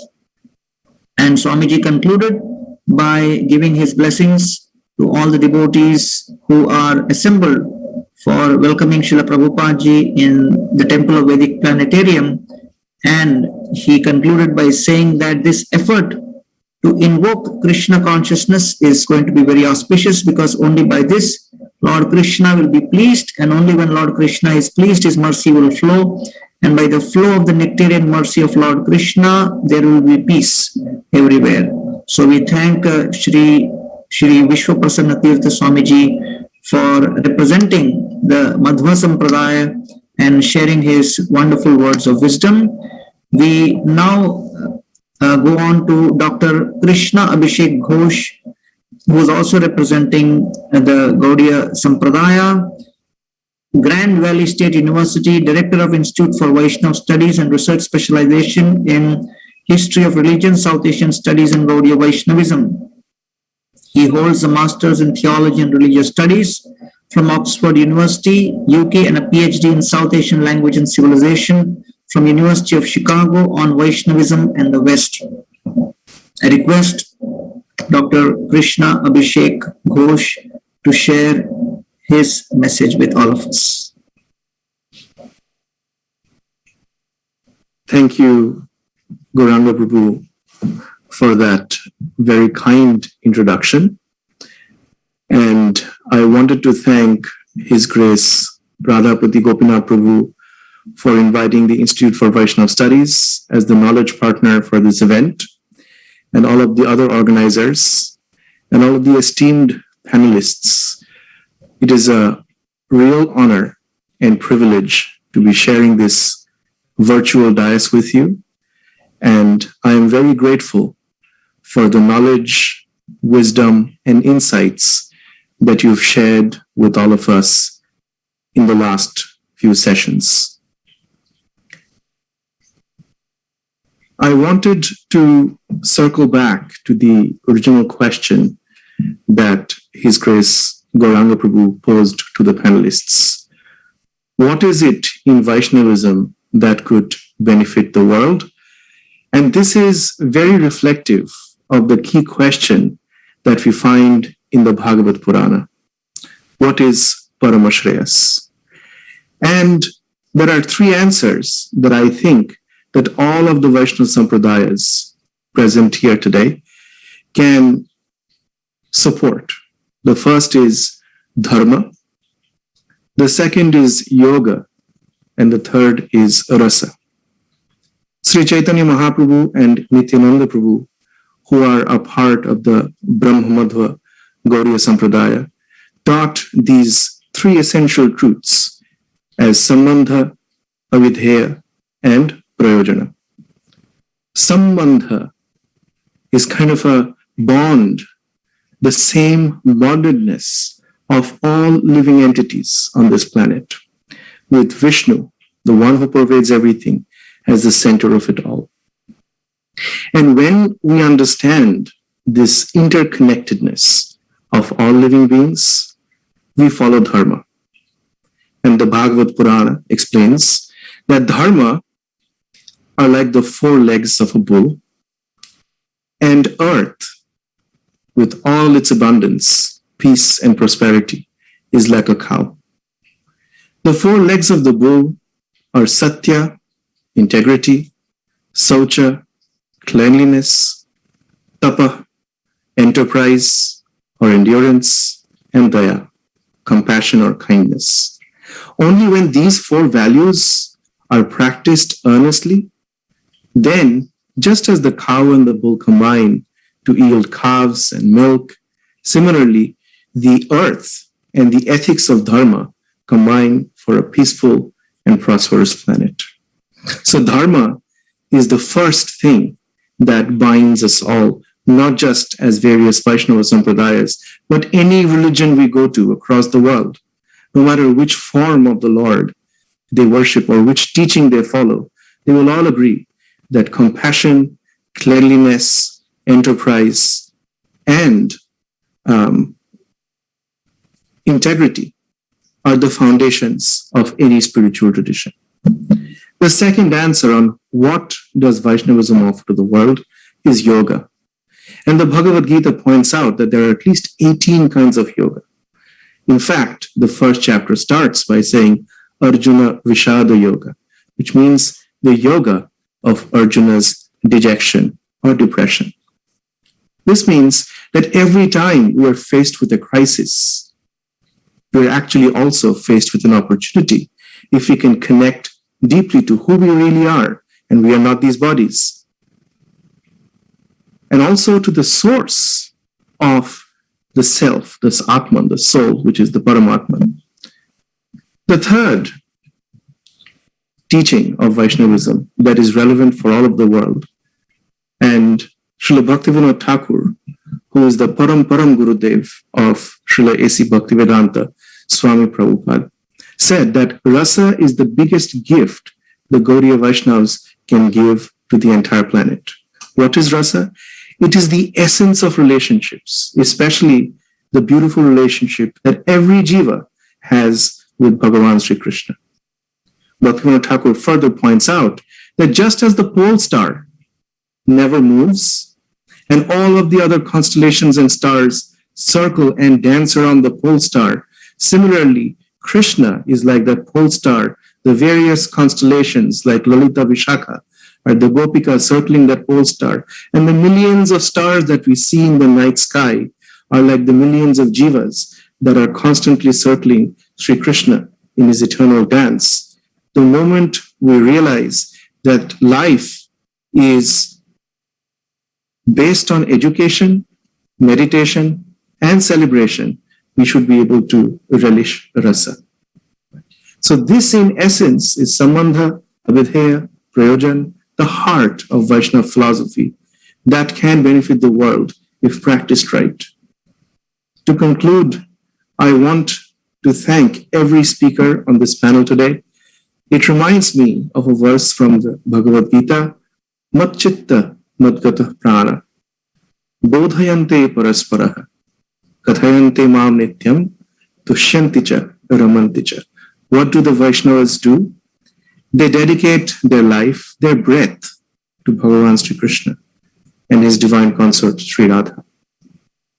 And in this way, dedicating their hearts and their very breath to Sri Krishna, they enlighten one another.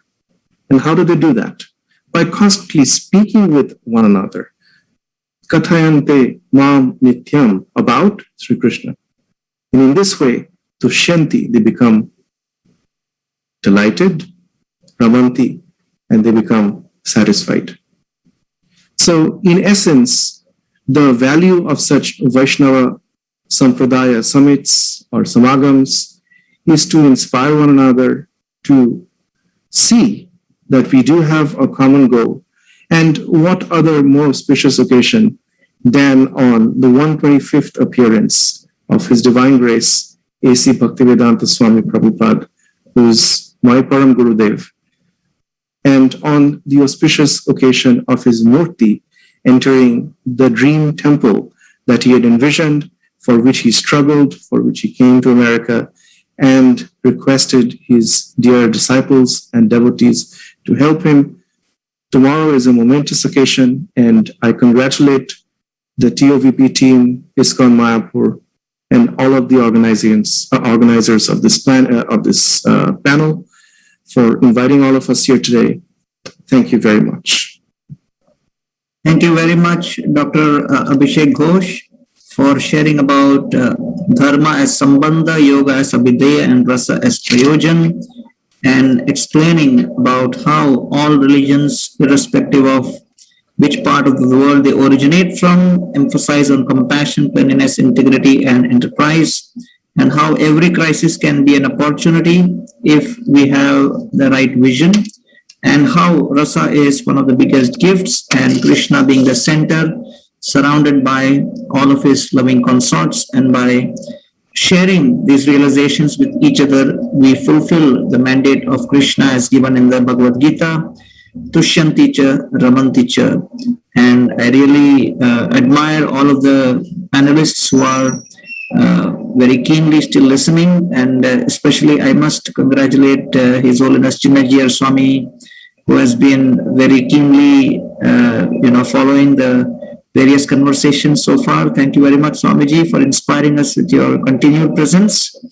And now that all the Sampradayas have spoken and shared their realization, on behalf of the organizers, the Temple of Vedic Planetarium and ISKCON, we have, a thanksgiving and blessings, first of all, by His Holiness Tridandi Goswami Jayapataka Swami Maharaj, who is the founder of ISKCON at Mayapur. And right in 1970-71, he came here and has been in the process of development of this entire community for more than 4 decades.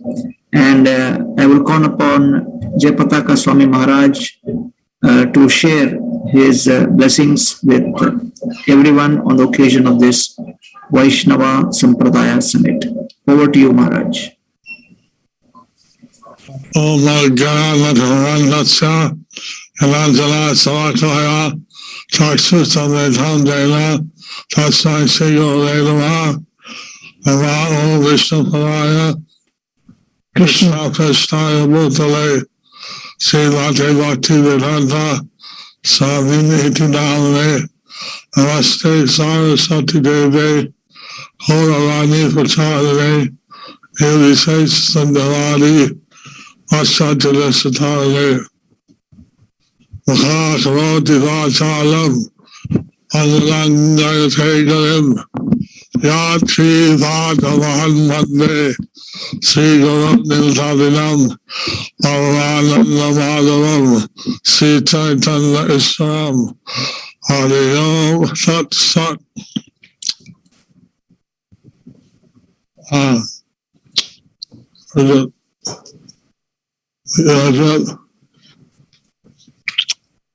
I'd like to thank the different Vaishnava Sampradayas leaders for speaking. So I would like to thank different Vaishnava Sampradaya leaders for speaking.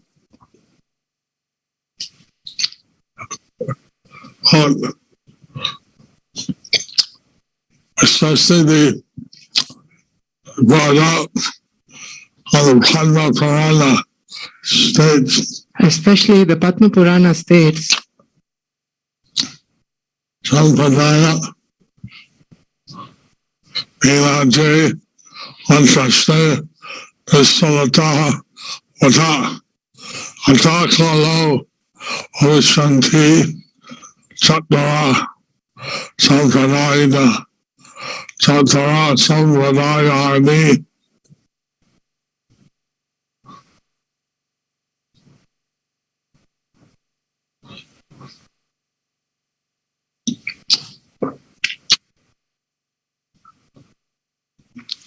Sri Rama Rudra Sanaka Vaishnava Siddhi Pavana Chandra Stay Hana Mavya Yudhalai. So anyone who has not received